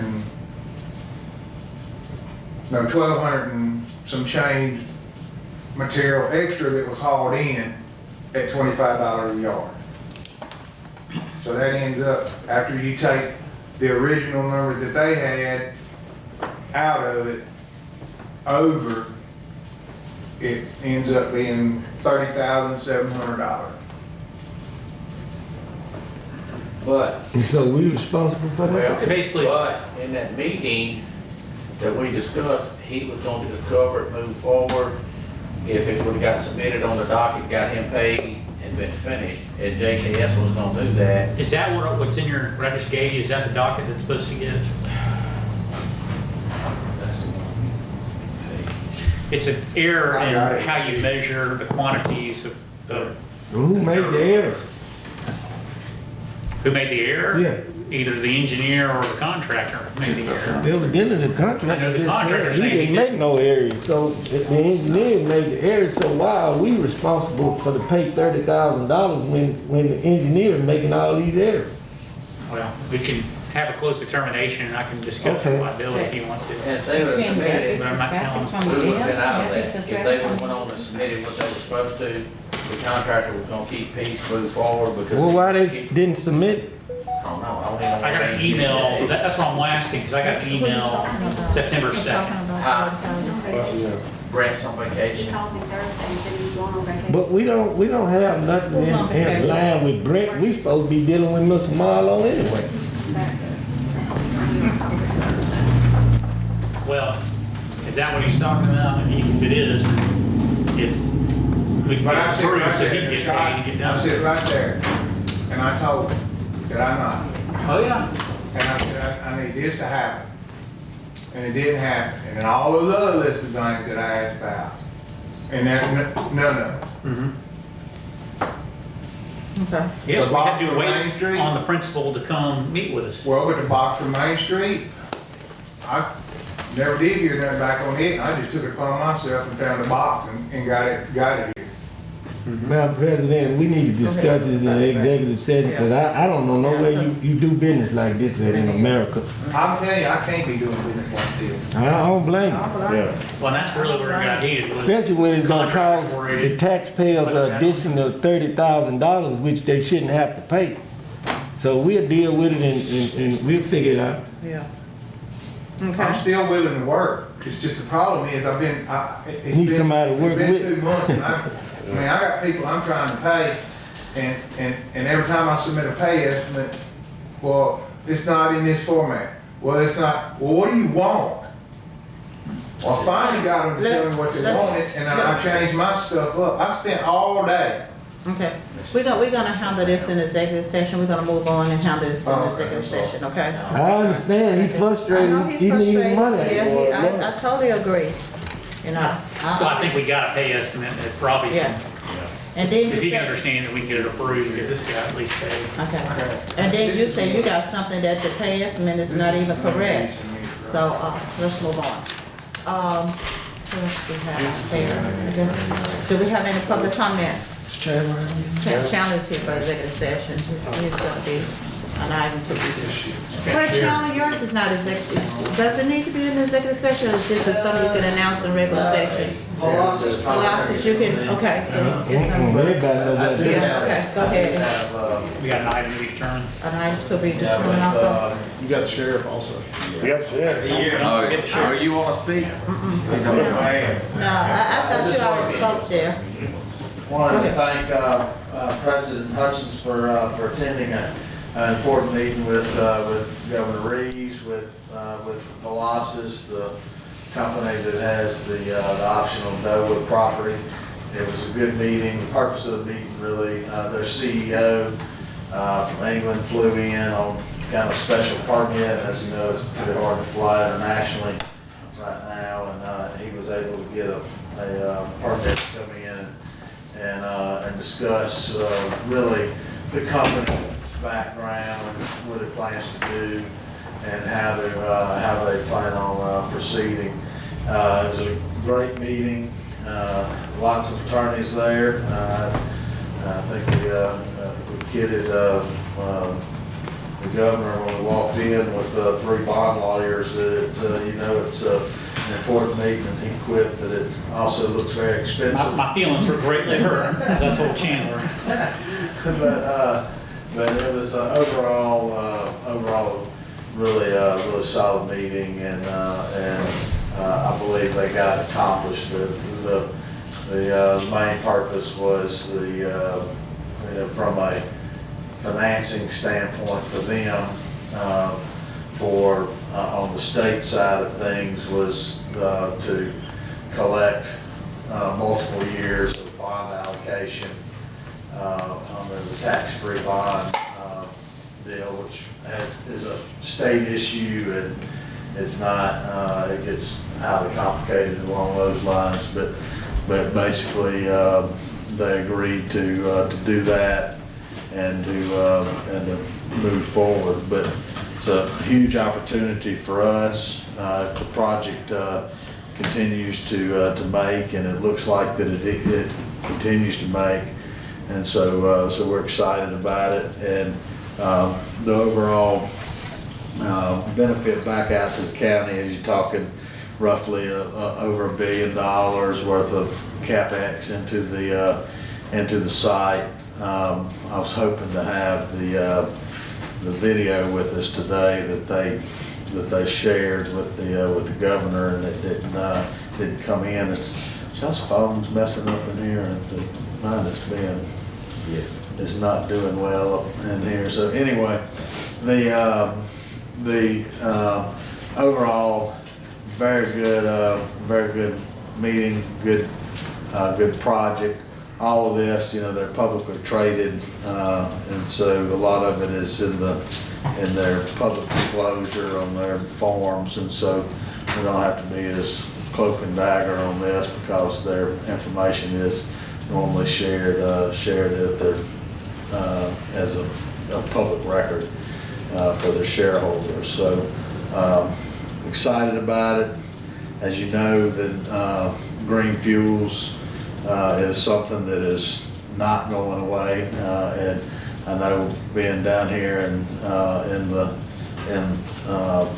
South Mississippi and Mississippi, Louisiana, Texas, it is something that continues to be a little looked at differently in this part of the world. But there is a huge push to continue to have green fuels, especially in the jet fuel market, is something that is, and that's where the majority of their business is in jet fuel. So would answer any questions you might have on Velocity and that meeting. Angela, did Just let them know how many employees they was talking about hiring. yeah, so you're talking initially about 120 employees at roughly almost $100,000 of employees, of really nice high-paying jobs.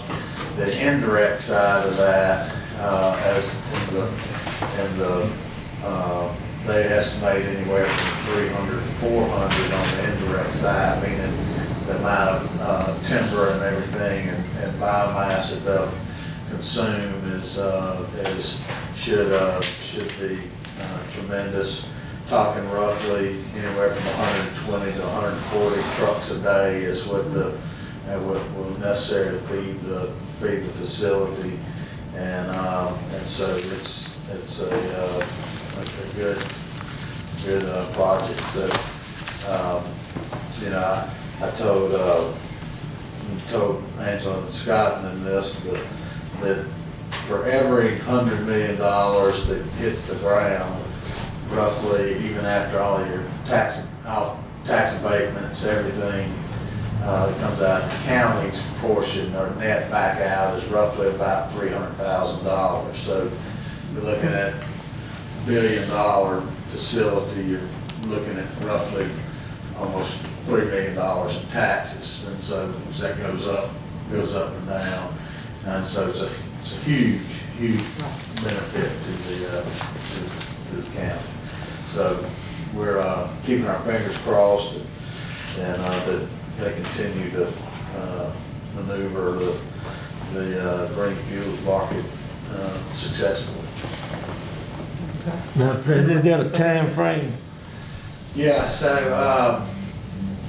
and Ricky, this is off the top of my head, I do not have the presentation in front of me. They did share time frame, so they're talking about the end of 2022. Yeah, end of 2022 is when they I think they was talking about breaking ground 2023 in breaking ground. Okay, so I thought they were gonna break ground, start the dirt work and everything, the end of 2022, and it's a 24-month construction cycle, so be operational. Operational 2023. They're not supposed to start during the election year. That's what I remember, Angela. Like I said, I don't have that in front of me, so you actually might be right. The reason I remember that is because it's supposed to be during election year. So you might be right. So what they're doing right now, and I'll tell you this, is that there's a tremendous amount of money being spent out there, whether it looks like it or not. I mean, the detailed engineering is ongoing, the feed packages are being created. I mean, it's $40, $50 million worth of engineering and design going on the site, on the the feed packages and how the site layout and everything. So it's a tremendous amount of work going on, even though you don't actually see it. And they are spending dollars. As you know, they have brought in Coke Industries to manage the EPC portion of it and the project itself, and which is a huge entity that getting bigger than Coke Industries when it's all said and done. So they're going good. Anything that you remember I left out from that meeting that you share with the board? That was it. The only other item I think that is not closed determination on my side is the utility authority, which is, again, I'm taking off my Natchez Inc. hat. This is different, as so there is another insurance premium due on that, and there's not $1 left into the utility authority, and so we either need to figure out how to get that paid from the for the utility authority, or look at or turning over the facilities and everything to the county, so there's some coverage in there. So Scott, do you remember the cost on the bill? I was gonna ask you, let me look it up. It's like, that's what I'm saying, my phone is.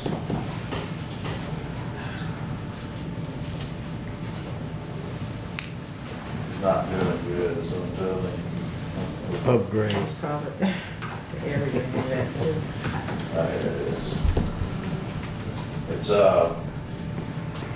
$718.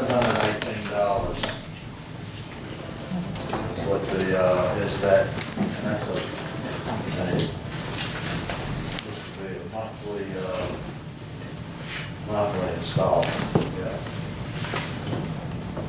So they're asking us for $718? $718.49.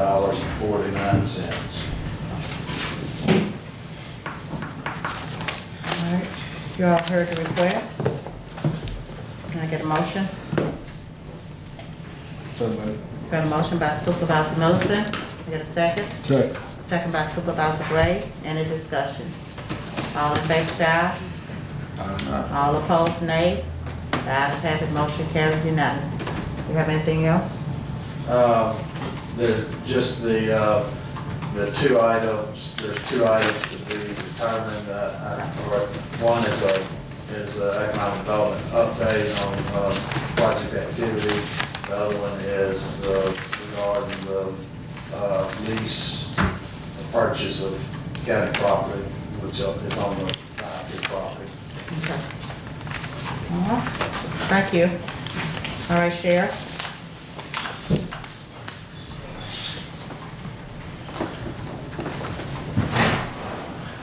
Morning, everybody. Morning. Before I get started, I do want to commend the county crews during the Hurricane Ida, because normally we'll be out there cutting trees and doing everything, but this time, there was very little of that, because county crews came out at like 2 o'clock in the morning and after the iPads, and they were out there working hard getting those roads clear. So Robbie, you guys, they deserve that pat on the back. And thank Demetrius Clark and all the rest of them for helping out with food. You know, there wasn't just no any type of food there. That food was really good. I met your county crews over there myself. I met them over there myself. The other thing I do want to bring up though is, I know EMA Director Bradford was bringing up about the need for help. And I watched his people, but there's one in particular that caught my attention, was Nefa Hartley. They set up a command post at the safe room, and they set up one at the Natchez Police Department.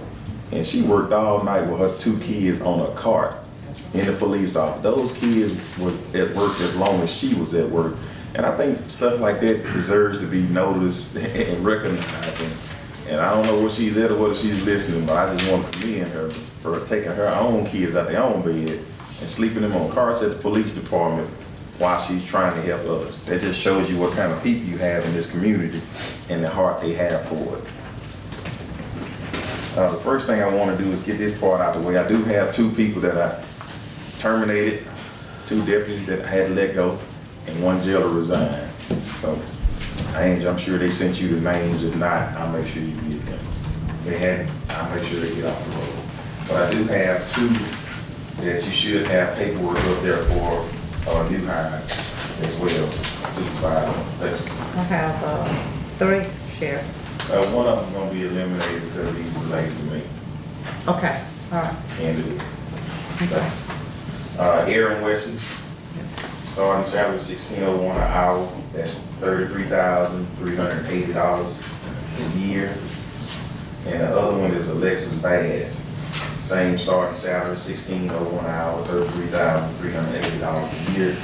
Both of them are already certified officers, so no boot camp for them. Yeah. Okay, you heard. See what? No Supervisor Green? So moved. Okay, got a motion by Supervisor Gray. Can I have a Yes. second? Second by Supervisor Gaines. Any discussion? Yeah, is this the same Aaron Wesley was the police with the city? No, this is son. Son. His son. Son. I say, is this the same Aaron Yeah. Wesley Oh, I was the thought- police officer with the city? Yeah. Yes. Well, what they got going on over there? A lot. They've got a lot going on over there. I don't know city business, but County's just such a desirable place to be. people too. Well, what I know what's gonna end up happening, we're gonna have to reimburse That's what's him for his training. I know that. He's already been reimbursed, the state has already reimbursed. Oh, they have? Yeah. That's a Okay. good thing. And me and Yeah. Scott, And that was something that happened, you know, and we went through this once before. yeah, I don't know if that'll happen again. Yeah. Okay. That, you We're know, good. you have a certain person at that time. Yeah. Okay, great. Hold on, let me carry this motion. All in favor, say aye. All opposed, nay. The ayes have it, motion carried unanimously. I also have you all's trash report. I also have you all's trash report for the month of August. District 1, 28 bags. District 2, 29 bags. District 3, 10 bags. District 4, 20. And District 5, 37. That's because I've been out picking up trash. You got any record of that? Huh? You got any record of what she just said? I don't know, man. You got pictures of me apparently. That's because I've been helping out, you know, pick up trash. President Hutchins, I will bring this up here for you to sign so we can get reimbursed too. Okay. Reimbursed on this side of it as well. Now Scott, I know we talked about this a while back, and I'm sure you probably don't remember, but secondary employment when it comes to deputies under that new law. I give you time to look at it again, Yeah, we'll have that but ready. I have these forms, and I didn't know if I had to read each one of them across the board of supervisors. I know it has to be documented some kind of way, I'm just not sure. Just the policy, you need to have it approved, and once you have a policy, we're good. Okay, all right, good deal. I have it. President Hutchins, I do have one other thing for you here, and I'm gonna bring this on up so Scott can look at it again if he needs to, but Enterprise needed a couple signatures on the maintenance agreement, a couple of issues on the maintenance agreement, and we have it marked out on the maintenance agreement for the cars. This is the trash. Trash. Ain't no food like this. This is the front. I got the trash thing. I don't think they, That's for us to get reimbursed. Should be like $2,000. the whole detective squad almost is gone. Who go? Oh, I got it right here. This is what we need to sign for trash as well. It's not good for that matches. They should have to go bring some people from somewhere else in here that don't even know your community. Here you go. This one right here. That's the one for the reimbursement too as well. Okay. All right, you have anything else, Sheriff? Sheriff, I got a question. Yes. That maintenance agreement, is that only on the new? Yeah, that's only for the new. Can't you add that to existing fleet or no? You can, but it really, there's really no need to since they're gonna phase them out anyway. On our newer ones, would it make sense? It would make sense on the new ones because. I'm talking about on anything we bought in the last year. Oh, yeah, now that would make sense. I can ask. I mean, was it $7 or $10 a car or something like that?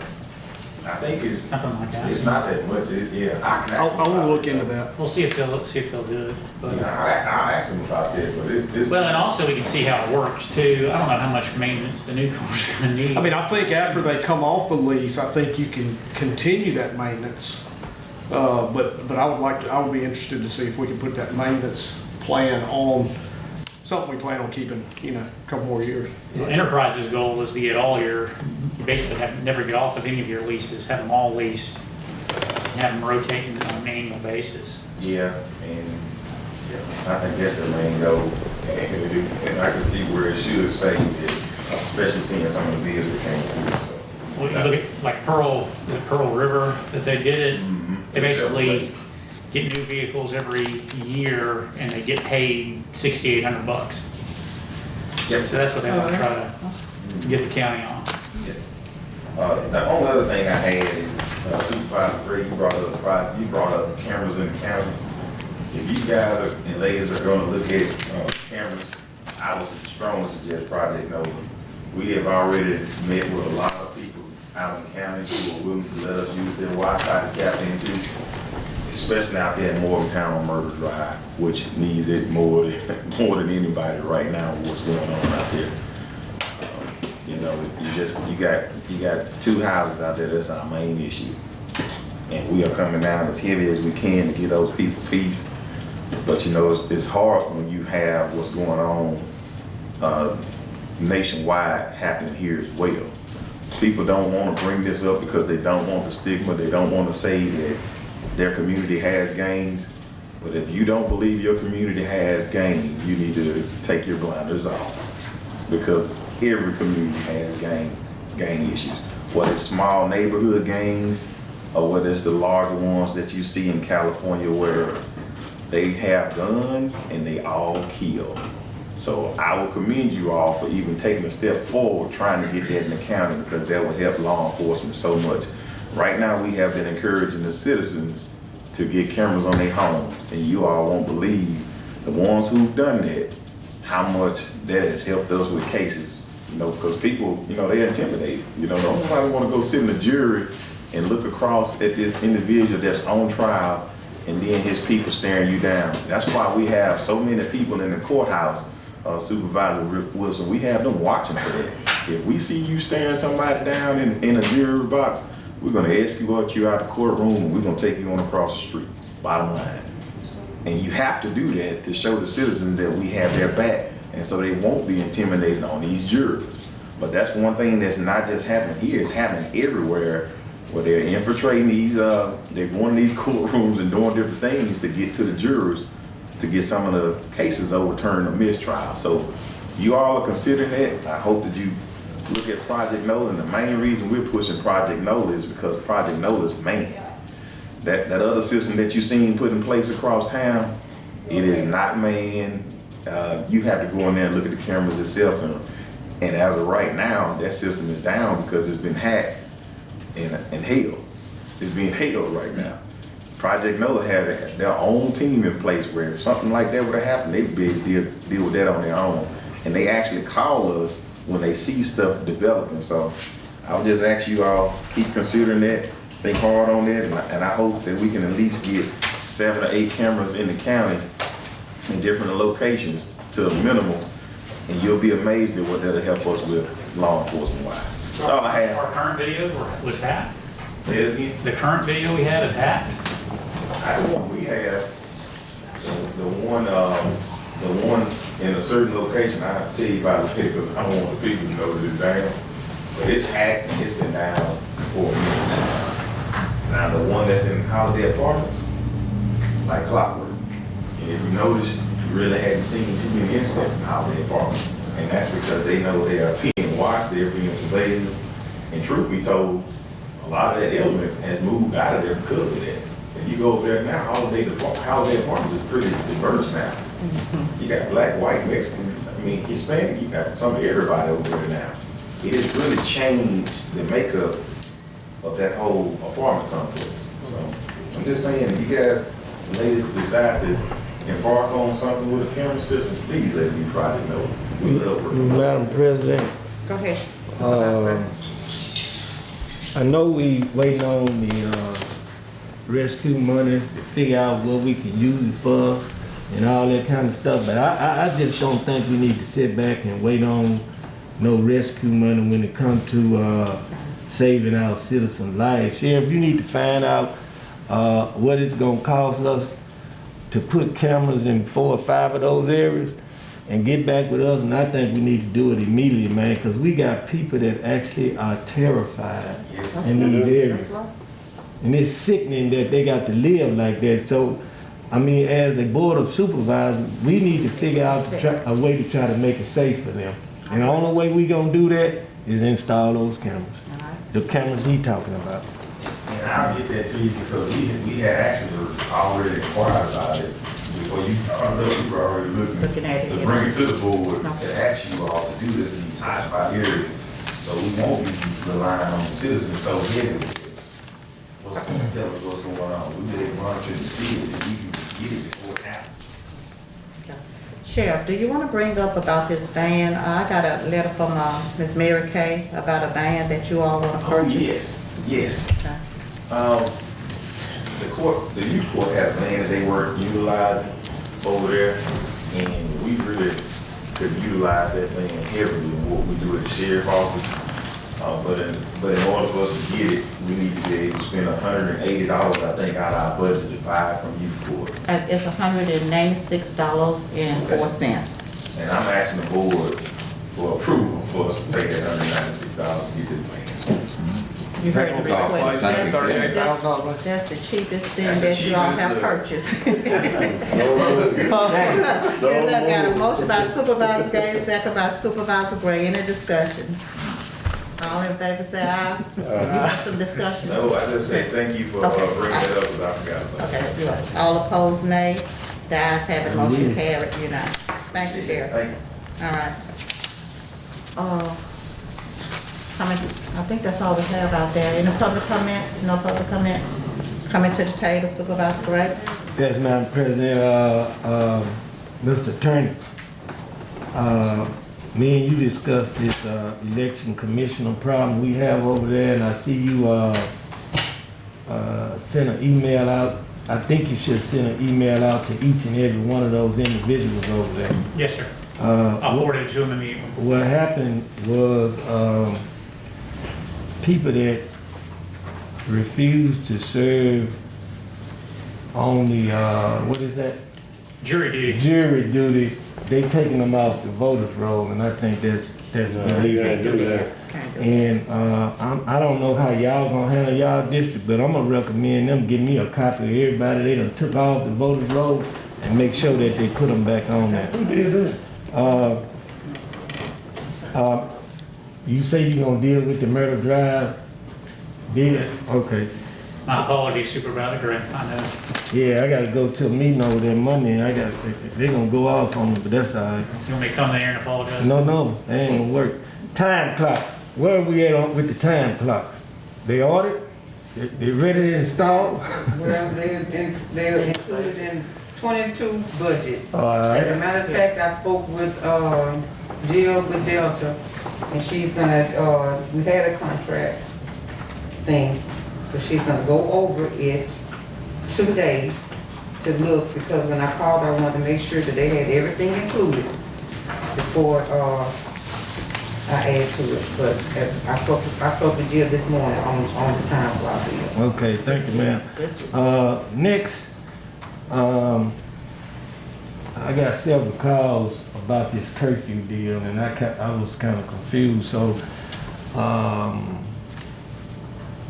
Mr. Attorney, could you explain to me the process when the county put in a curfew? Yeah, during a state of emergency, first of all, state of emergency has to be declared, and there's a process for that. And we're actually itself declared the emergency ahead of time for the hurricane. During that time, certain emergency powers are granted to the county.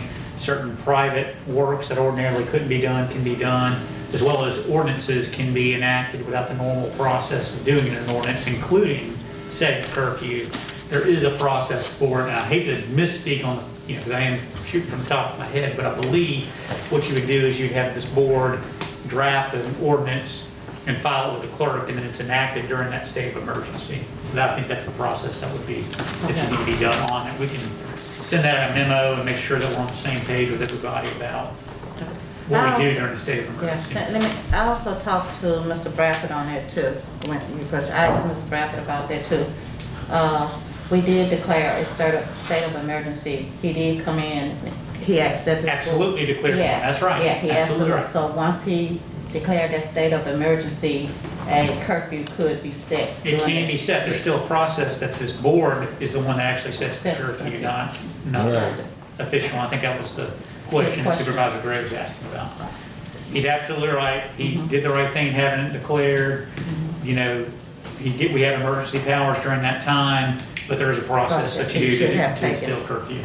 And we'll make sure we're on the Okay. same page. Yeah, let Mr. Bradford know that too, because I Absolutely. think he thinks once that state of emergency has been declared, that in that state of emergency, that he can feel like he can do that. So make sure that he knows there's a process on that. He can, and there's just a process that we do, that way everyone knows, and there's no one surprised, and that kind of thing. Okay, next, again, I want to thank Serge and Mr. Demetrius Clark for feeding first responders, because you really didn't have to do that. And the only part I was a little upset about, I didn't go over there and give me none of that good food.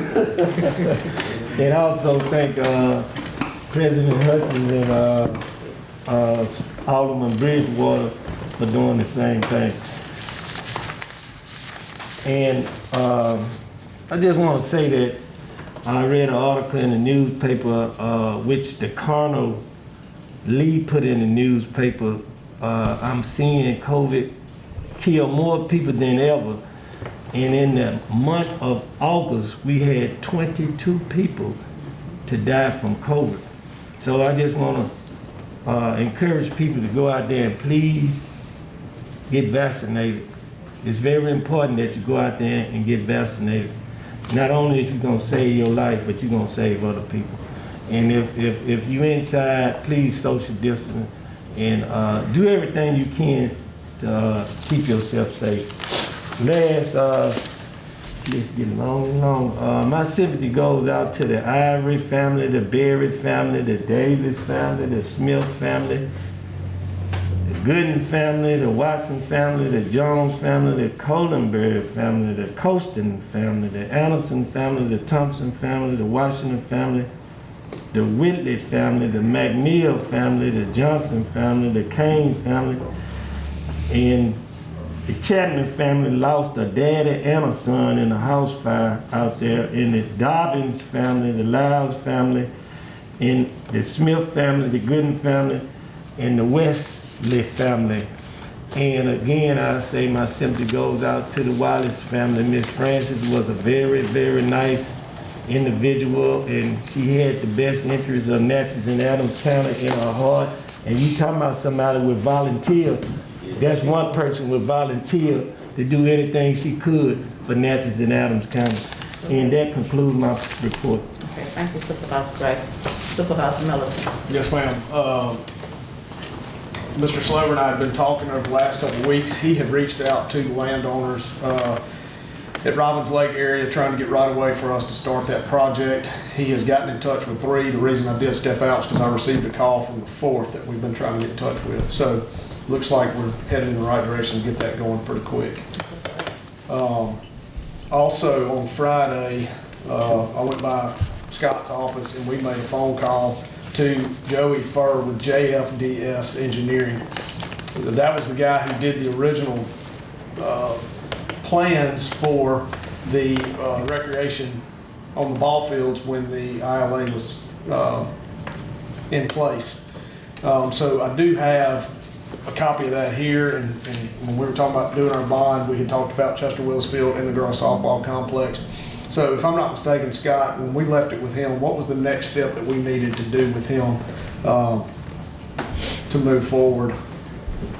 Yeah, so they did a preliminary report, the rec commission hired and got a preliminary report done, and I think there's still more on the contract, kind of finalize out those plans. And what they were asking the rec was to give them a budget. They had a, bronze, silver, and gold standard for each of the various ballparks and so forth.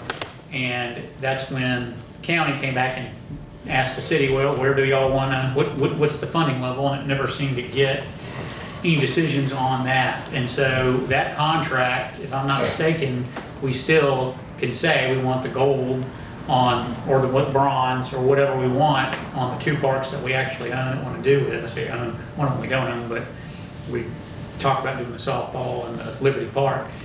If you gave them direction to design us some plans for these 2 parks, then they'd go ahead and do it, and that would put it out for this county to this take guy action. here? Yeah.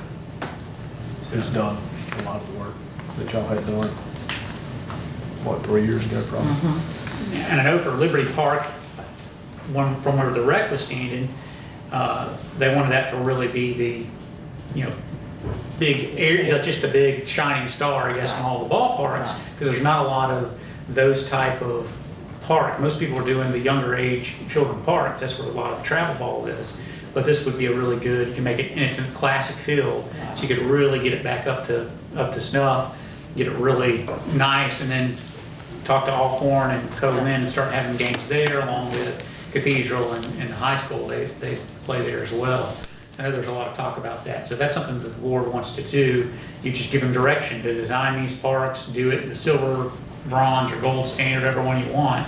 And you'd have some plans for the board to take action. Madam President, I think this guy, I don't even know him, but I think he needs to come before this board and bring us up to speed and make a presentation before us, because we're gonna be the ones to make the decision. So he needs to come before this board right now, because. And he was more than happy to do all that. We talked to him Friday, so Yeah. he certainly couldn't drop what he was doing to do it, but I think he'd be more than happy to come and give us a presentation, and especially give you a presentation when it's already been done too. Yeah. So you can reach out to him and let him know if you want to come before the board next meeting. Yeah, we can ask him to be on the 20th, see if he can come down and do it then. All right, anything else? No, that's all I've got. Thank you. Supervisor Wilson, do you have anything? Yeah, I want to ask Scott about the, what's going on with the trailer park and the garbage deal. I'll follow up with NDEQ to see if they've, they're supposed to start a report process on them and get them going. So. Okay, so right now, they're still bagging their own garbage up and going down over the highway with it, I guess? Any idea? I don't know. I haven't seen them anywhere. I heard the other day it was trash everywhere over Yeah, there. that's what they said. Yeah, just trash everywhere over there. I just really want to know what's going on out there. That just can't keep happening there. Only if we don't want to wait on NDEQ, because you can't make a state agency to do it, we can turn around and see if we can file a suit against them and join them in doing it. Is that what you want to? I just think that we need to proceed with it. They can't continue to litter Kingston Road, Highway 61 South, and just have garbage all over the trailer park as well. I agree, so Sanitation should be. We'll file suit then on behalf of the county, tell them to stop doing it on the right of way then. All right. If that's what you want to do. So, whatever we need to do to get this worked out. The contract for the leaners, I noticed they did 84 corridor basically, and they're doing 61 south now. But that's a different contract. It's not the contract that we signed for the county. No, not on the highway. Okay, they started on any of the? Yeah, they started on a lot of them. I was speaking with Mr. Middleton this morning about it. They started on a lot of the roads. We are getting emails every morning, scatter sheet of where they're going, what they're doing, if it's a bucket truck or the trucks that chipping it or whatever they're doing. If you want to be on the emails, I can get you. Told Wes I'd get him put on the email list. Yeah, I'd like to get on those too, just to kind of know what's going on. See where they're at, because I had a phone call Thursday from the monitoring company, and a lot of residents were stopping them, thinking they were going to cut just a lot of low-hanging limbs and stuff over the road. And then Connor House called me Friday, the contractor, about it, and I told him, no, whatever FEMA was gonna pay for, that's what we wanted. We didn't want a hidden bill coming up, 20,000 or 100,000, whatever it may be, we don't want it. Whatever FEMA was gonna pay for, that's what we're after. Okay. So, I did have that conversation with the monitoring company and the contractor, one Thursday, one Friday. But, yeah, if you. It was an email, right, so. No, it was a phone call, they both called me. What you say we go? Yeah, so, but yeah, I mean, if you want on that list or whatever. Yeah, I'll I'll get be back, on it. we'll put you on there. And, I want to send my sympathies out to the family of Leo Young, the patriarch of the Young Funeral Home, who died a week and a half or so ago of COVID. Personal friend, good man. And that concludes my report, other than please go get vaccinated, people. Thank you. Thank you. Supervisor Gaines. Robert, I forgot to ask you while we was on that. I know they said that they was gonna add, when they start cutting, it wasn't gonna be a long time before they start getting it up, some trees. And, do we have, that's one thing we can kind of find out. I know it's been, I guess, a couple of weeks. And that's just some, some of the minor stuff. I don't see any just major obstructions. But I remember we was in the meeting, they said that once they get them cut, They run 7 to 10 days ahead. The cutters run 7 to 10 days ahead of the pickup crews or chip trucks or whatever it may be, is what they told us in our meetings. Yeah. So you're noticing it's been a longer time Yeah, than that on some roads in your area? Okay. Almost the third week, I think. Okay. Right through there. But Scott, I want to also get with you on when we in the state of emergency under the storms and stuff like that. I need to figure out actually what we can and cannot do under the state of emergency. Sure. On that. But I say my sympathy goes out to all the people who have lost loved ones because of COVID or just for natural causes.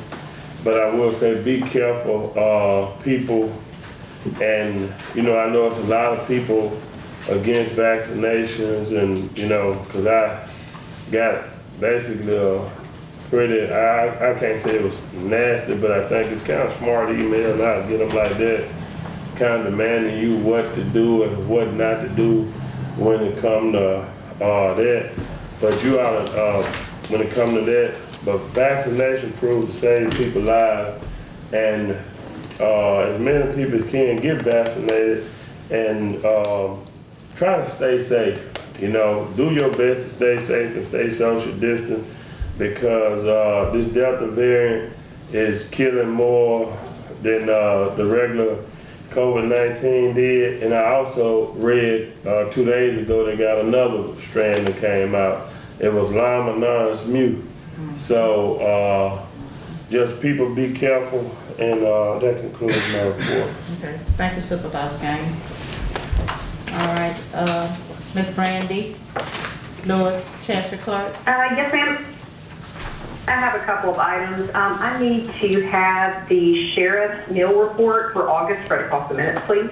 You heard the request of the Chancery Clerk. Can I get a motion? So moved. Got a motion by Supervisor Gray, second by Supervisor Gaines. Any discussion? All in favor say aye. All opposed nay. The ayes have it. Motion carried unanimously. Go ahead, Ms. Brandy.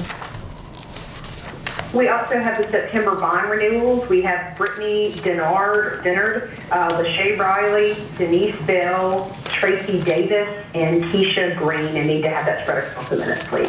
You heard the request of the Chancery Clerk. Can I get a motion? So moved. Motion by Supervisor Gray, second by Supervisor Gaines. Any discussion? All in favor say aye. All opposed nay. The ayes have it. Motion carried unanimously. Anything else? Yes, ma'am. The Natchez Historic Foundation graciously agreed to house some of our old historic records. I don't know if any of y'all have been over yet to see the upgraded storage facility that they have, but it's top notch. So they took some of our older court records and our original deed records that we have copies of so that they could be preserved in climate controlled storage. And I have a list of those records along with a signed receipt from Carter Burns, and just want to spread that across the minutes to document what records were sent over to Historic Natchez. You heard the request of the Chancery Clerk. Can I get a motion? So moved. Got a motion by Supervisor Gray. Second by Supervisor Wilson. Any discussion? All in favor say aye. All opposed, nay. The ayes have it, motion carried unanimously. Anything else? Yes, ma'am. We have the application for the 1 mil, the certificate that we have to provide to the Department of Revenue. Need to have that approved and authorized and spread across the minutes, please. You've heard the request of the Chancery Clerk. So moved. Got a motion by Supervisor Gray. Need a second by Supervisor Gaines. Any discussion? All in favor say aye. All opposed, nay. The ayes have it, motion carried unanimously. Anything else? Along those same lines, yes, ma'am, we have the certificate for the Department of Revenue. So after we have completed our objectionary period and the board has ruled on all the objections, we have to provide the Department of Revenue with an updated recapitulation, and the board has to sign off on that. And so we need to get approval for the board to sign that certificate, as well as to submit it to the DOR and spread it across the minutes. You heard the request of the Chancery Clerk. Can I get a motion? So moved. Motion by Supervisor Gray, second by Supervisor Gaines. Any discussion? All in favor say aye. All opposed, nay. The ayes have it, the motion carried unanimously. Also, with regard to the Department of Revenue, there were 6 individuals that the tax assessor submitted to the board that the assessor's office had accidentally entered in the wrong Social Security numbers, which caused their homestead to be revoked. The board authorized us to send those, that documentation from the assessor to the Department of Revenue to see if they would authorize those to be stricken by the DOR. And the Department of Revenue sent us a letter back basically saying, since it wasn't an error on the part of the DOR, it was an error in the input from the county would have to be the one to correct that on our end to reinstate those homesteads. So if it's the board's wishes, we just need to get a motion to authorize the tax assessor to reinstate the homesteads due to the input error. You heard the request. Got a motion by Supervisor Gaines, second by Supervisor Gray. Any discussion? All in favor say aye. All opposed, nay. The ayes have it, motion carried unanimously. I just have one more item. Scott and Paige and I sat in on a demonstration last week. We have been trying to look for a better medium through which to keep our board minutes. Starting back in like 13 or 14, we have them easily searchable because they're in Word format.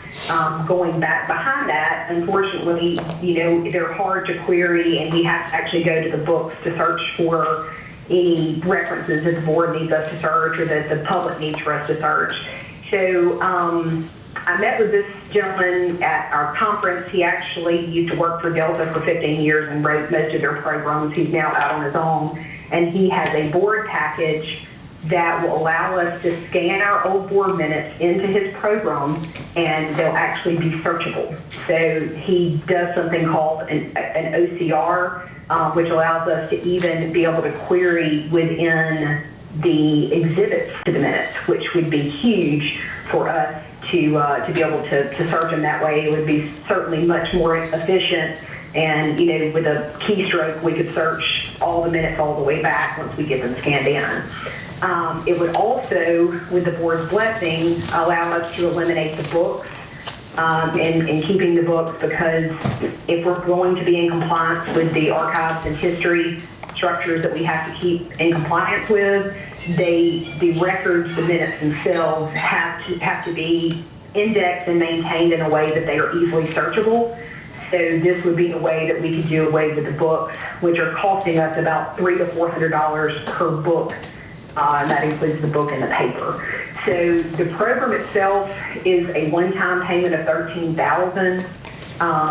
What I'm proposing to the board is for me to pay half of that out of my office, which would be $7,500. And I was just going to request the board pay the other $7,500, and then I could cover the monthly maintenance out of my existing budget. I just think this would be a very efficient way to keep the minutes, and like I said, also we can do away with the books and would make our queries much easier. So just wanted to see if the board would entertain that. Yeah, it's more than just for old records. It actually makes it so that the board can more readily access the minutes as they're being constructed and have them shared around in a method that's easier than just shooting out through email prior to the meeting. So it'd be completed a lot faster, and I don't know, it looks like a really interesting program, so it might be something the board considers. And we can actually, Corvette would have access to it as well. She can or thank you for reminding me about that, Scott. She can actually upload the agenda into there. We can upload the dockets into there, and you guys can go in and y'all have a login in order to go in, and basically we will start structuring the meeting the week before, and that way y'all can go in there and look at any time to see what the structure of the upcoming meeting is going to look like. All right, anybody have any questions? 7,500 is you say it's how much altogether? You asking us for 7,500 and you put 7,500? I think that's right. Let me see. My math is not always the best. Okay. I You think said it was it's 13,000, so it wouldn't be 65, yeah. It wouldn't be 75. Yeah. Okay. But she already committed to 7,500, so. Yeah. Yeah. Well, you committed to Well, there you go. 7,500, so it'd be 55 for us. So moved. We got a motion by Supervisor Wilson, Second. second by Supervisor Middleton. Any discussion? All in favor say aye. All opposed, nay. The ayes have it, motion carried. Let the record show that Supervisor Hand stepped up for a minute. Came along with that, I don't want to Sure. And you have anything else? will make our work for you. I just want to thank the board. This will make our work for you, even more efficient. One more thing I want to give Randy, on that, a prop to. Randy, on that too, this is a fully customizable program, so this board, if y'all see things that you want to improve or change about it, you just say it and they can tailor it to us. So it's going to be a pretty good program when we're doing our new, because this is not just a recording thing. It does that, and that's probably the most helpful part of it. But for our future minutes, we can basically customize it what we want. It's going to be real helpful. But so if you see something like this needs to be done, they'll go in there and they'll change it so it's done. Okay, great. Sorry, Randy. All right. Right. Just one more thing, I want to give props to Paige. She worked super hard, as she always does, on our redemptions again this year. And we had, page 40, what? 42. 42? Yeah, that didn't redeem. Yeah, properties left, unredeemed. That is the smallest amount we've ever had since I have been with the county, and at least for the couple of years before I came into office. So just want to give her props for doing a great job and helping the citizens of Adams County try to keep their properties. She went above and beyond, making phone calls up into the last minute, trying to get people to come in, and it sure did show. So just want to thank her on behalf of the county and the Chancery Clerk's Office for doing a great job of that. That's all I have, Mr. President. Thank you, appreciate that. Thank you. Okay, Ms. Paige Dean? I don't have anything. You don't have anything? Okay, Attorney Scott Slover? I've got a couple of items to be determined. I also wanted to discuss with the board with the American Recovery Act funds. I know that Brandy and Angie had a report that was due at the end of August, and it really was terrible timing as far as the county's concerned, because we're trying to close it. That's like the deadline for us also to come up with the amount of levy money we have to spend in our overall expenditures and so forth. So it's really just a terrible time. But I know that there was a consultant group that y'all did have some interaction with and so forth. And, is that something that we want to do, look at, and having a consultant help us, making sure the reports are correct and so forth? If so, it is something that can be paid for out of those funds.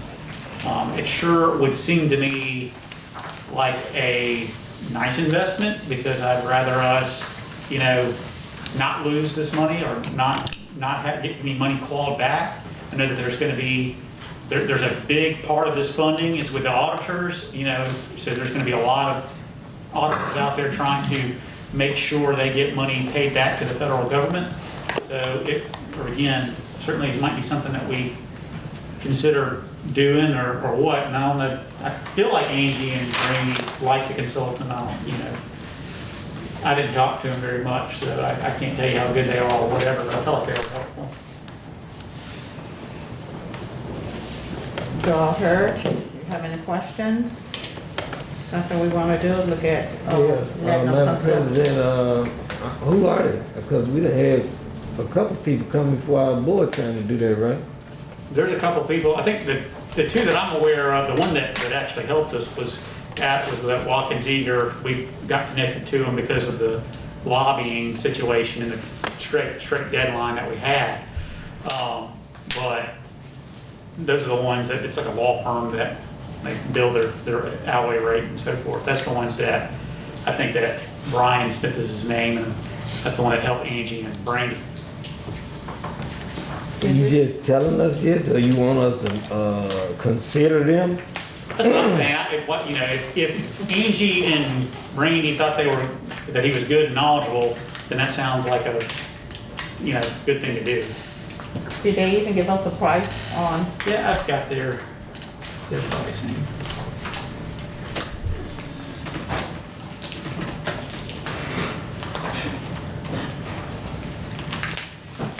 This is who our consultants are with, our lobbyists is with. Right.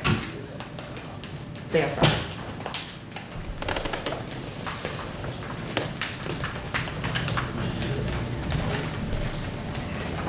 If I have it right in front of me.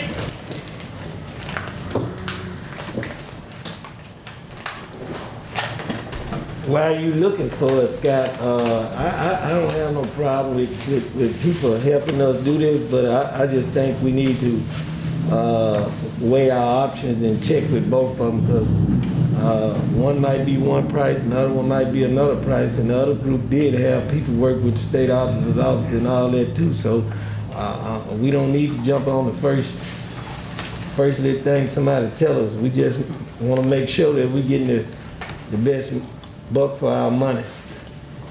That's just me saying that.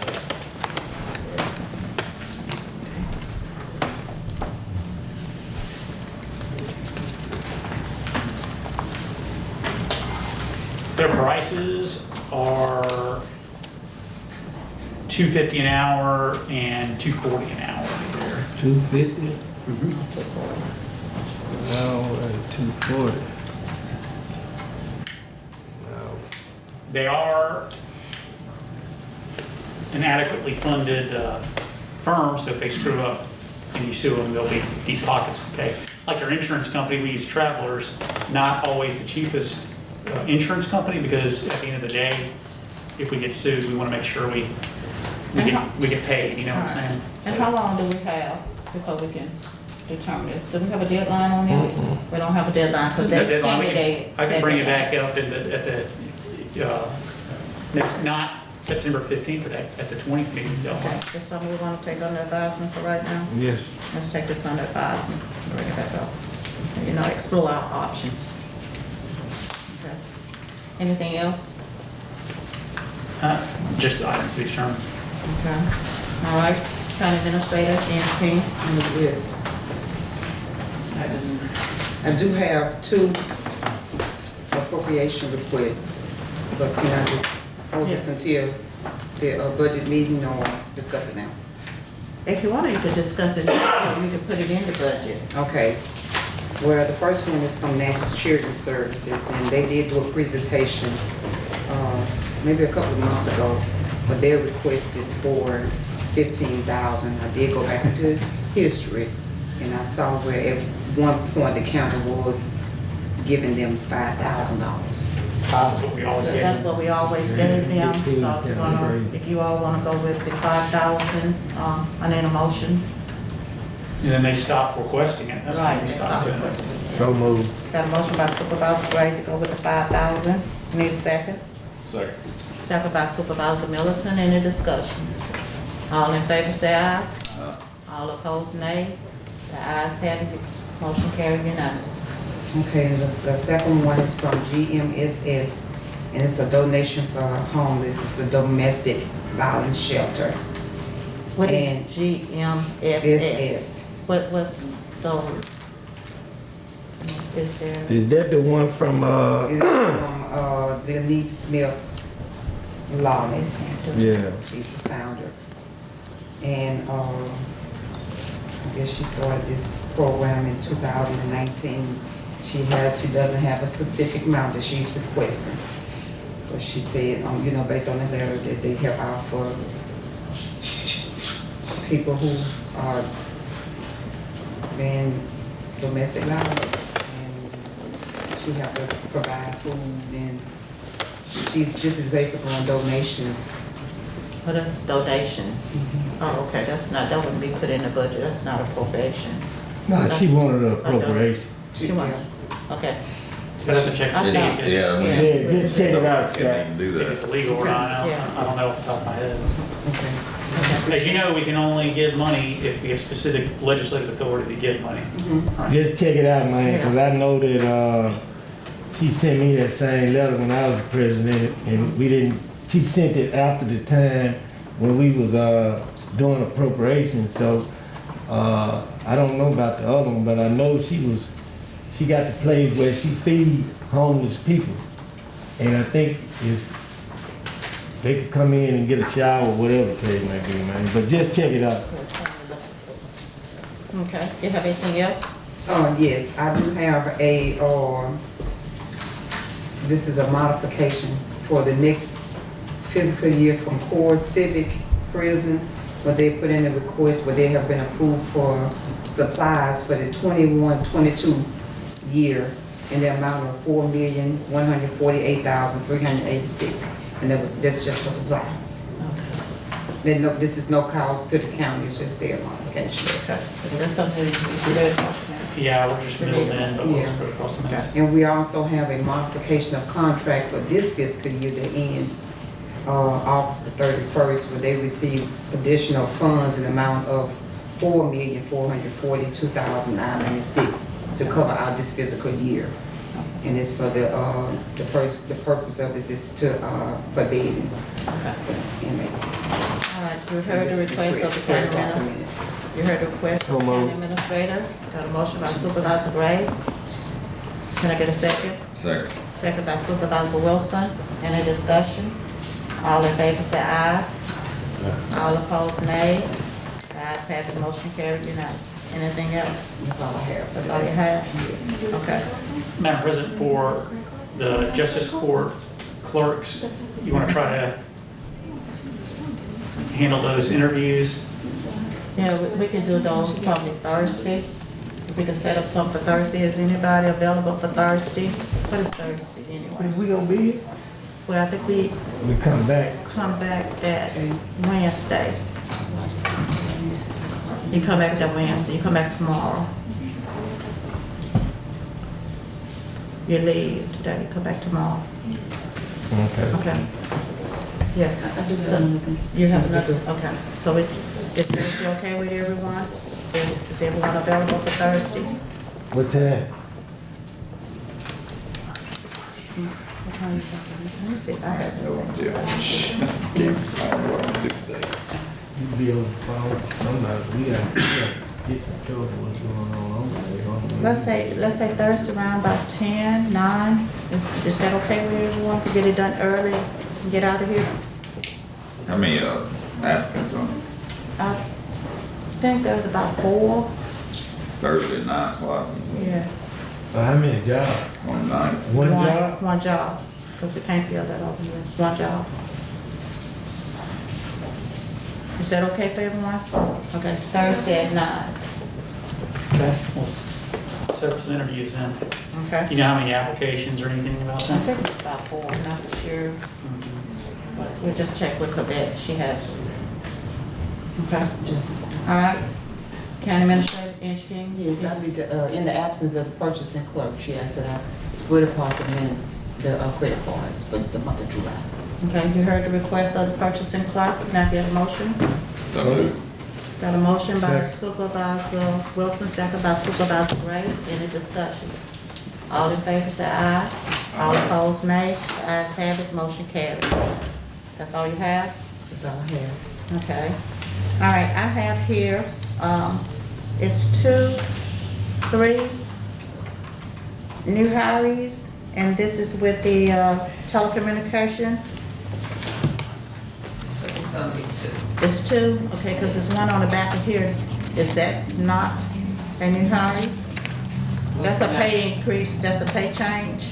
You got one for a pay change? Yeah, I have one for a pay change for Marlon Swayze and Taisha Sims. They just got their certification. Okay, I got a new hire for Ayana Smoot. Yeah, Right, I okay. got a Smoot and a Kira Cameron. I don't know if I have the count. I have Ayana Smoot. How long has Ayana been working? Has she already been working? No. Okay.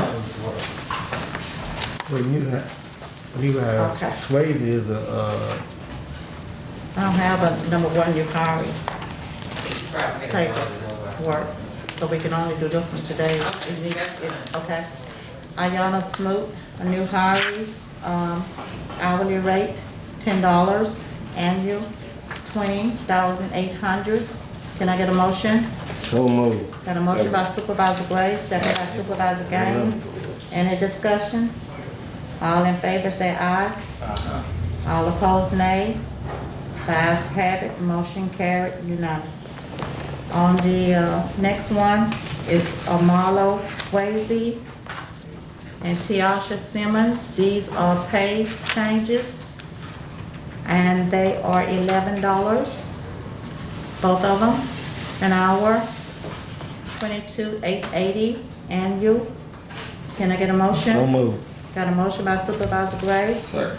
Second by Supervisor Wilson. Any discussion? All in favor say aye. All opposed, nay. The ayes have it, motion carried unanimously. Okay, you said the other person was whom? Kira Cameron. Okay, no, I don't have that She, one. I sent hers over, but she was supposed to be giving him a resource. She was gonna call and finish doing her paperwork. Okay. No, we have to get that one next time. I don't have her. Okay, I have one here. This is a pay change. It just said Deputy Clerk Shirley Emery. Okay, this is with the tax collector. I think he mentioned this last meeting that she's been working there longer than some of the others. And when they brought the others in, they brought them at a higher pay than her. And I think hers is going to $12.50. And this is Shirley Emery as a tax collector's So moved. office. Got a motion by Supervisor Gray, second by Supervisor Gaines. Any discussion? All in favor say aye. All opposed, nay. The ayes have it, motion carried. And for the record, it's $12.50, $26 annual. Okay. Okay, approve of travel. This is for the MAS and North Coppers. And this is for September the 27th through the 28th, Jackson, Mississippi. Need a motion So moved. for travel for the supervisor? Second. Got a motion by Supervisor Gray, second by Supervisor Gaines. Any discussion? All in favor say aye. All opposed, nay. The ayes have it, motion carried. And this is usually for the ones that is a part of the minority caucus. Yeah, that's a member of the minority caucus. They say September, you say? September the 27th through the 28th. Okay, also I have approval of travel. This is for Judge Sanders' office.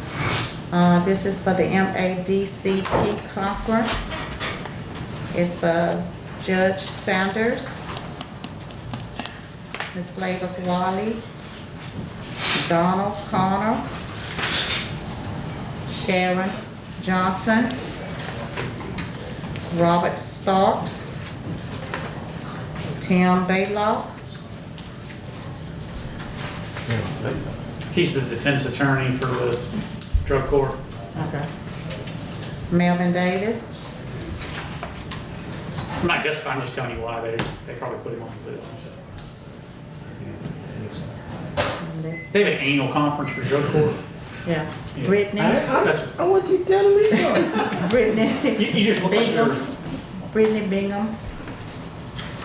And that's for them to approve that conference September the 15th through the 17th in Biloxi, Mississippi. Can I get a motion? So moved. Motion by Supervisor Gray, second by Supervisor Gaines. Any discussion? All in favor say aye. All opposed, nay. The ayes have it, motion carried. I also have a travel for myself, and this is with the MAS Board of Directors. It's travel to Pensacola, Florida, September the 21st through the 24th. Don't even start. I thought that's Hawaii. I wish it was Hawaii. It's for the Board of Directors. I sit on the Board of Directors. And they're paying for the expense of the hotels. I'm asking for advance for the travel expense for the mileage.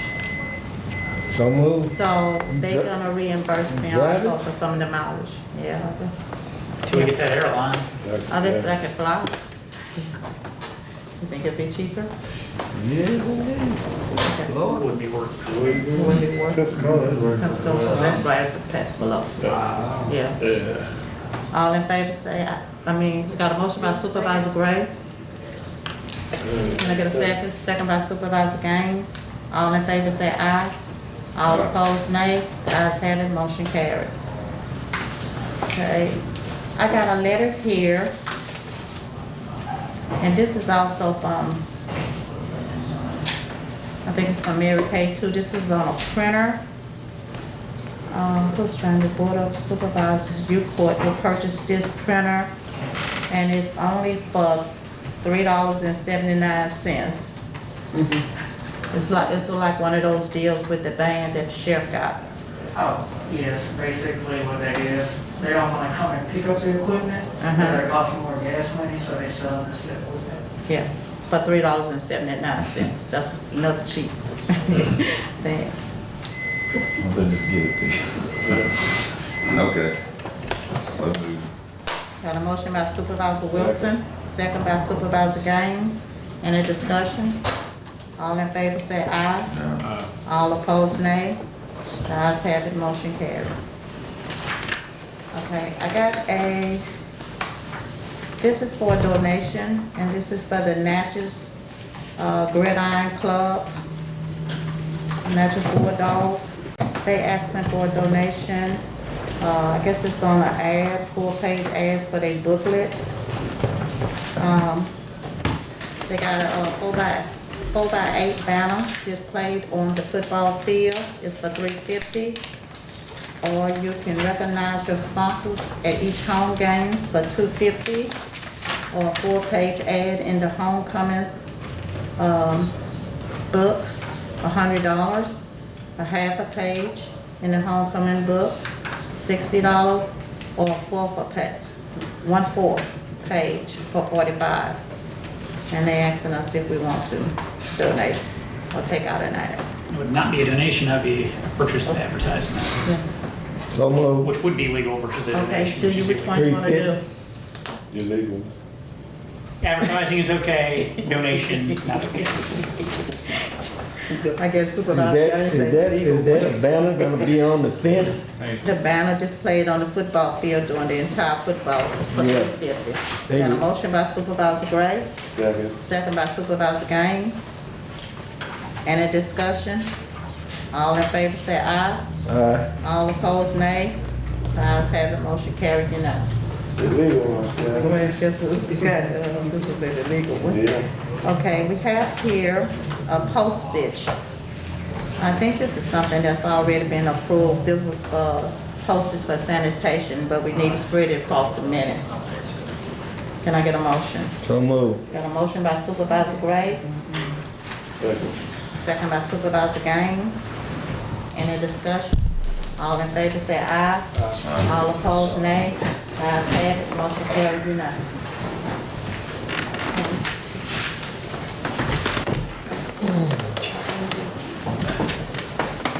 Oh, did they swap the series? Yeah, foods, man. Going to the basement.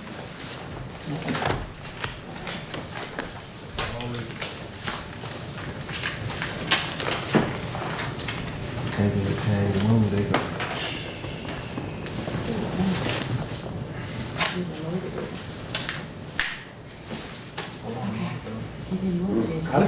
probably pushed it over the page, I had to sit here for me to read. What are you looking You probably pushed And it while y'all over over the there doing that, I just want to thank God for continuing to bless this community, man, because they had us down for the, get that, whatever we was gonna get without it, and every time they do that, those storms just continue to pass us up. So I don't know what we doing right, but I still thank you. Must be a lot of prayers going up at that time. Sure, it's supposed to be like. Okay, I have an item to be determined also. And I think that's all I have. I need a motion that is. Go ahead. I need a motion for, close determination. So moved. Got a motion by Supervisor Gray, second by Supervisor Middleton. Any discussion? All in favor say aye. Aye. All opposed, nay. The ayes have it, motion carried. You know.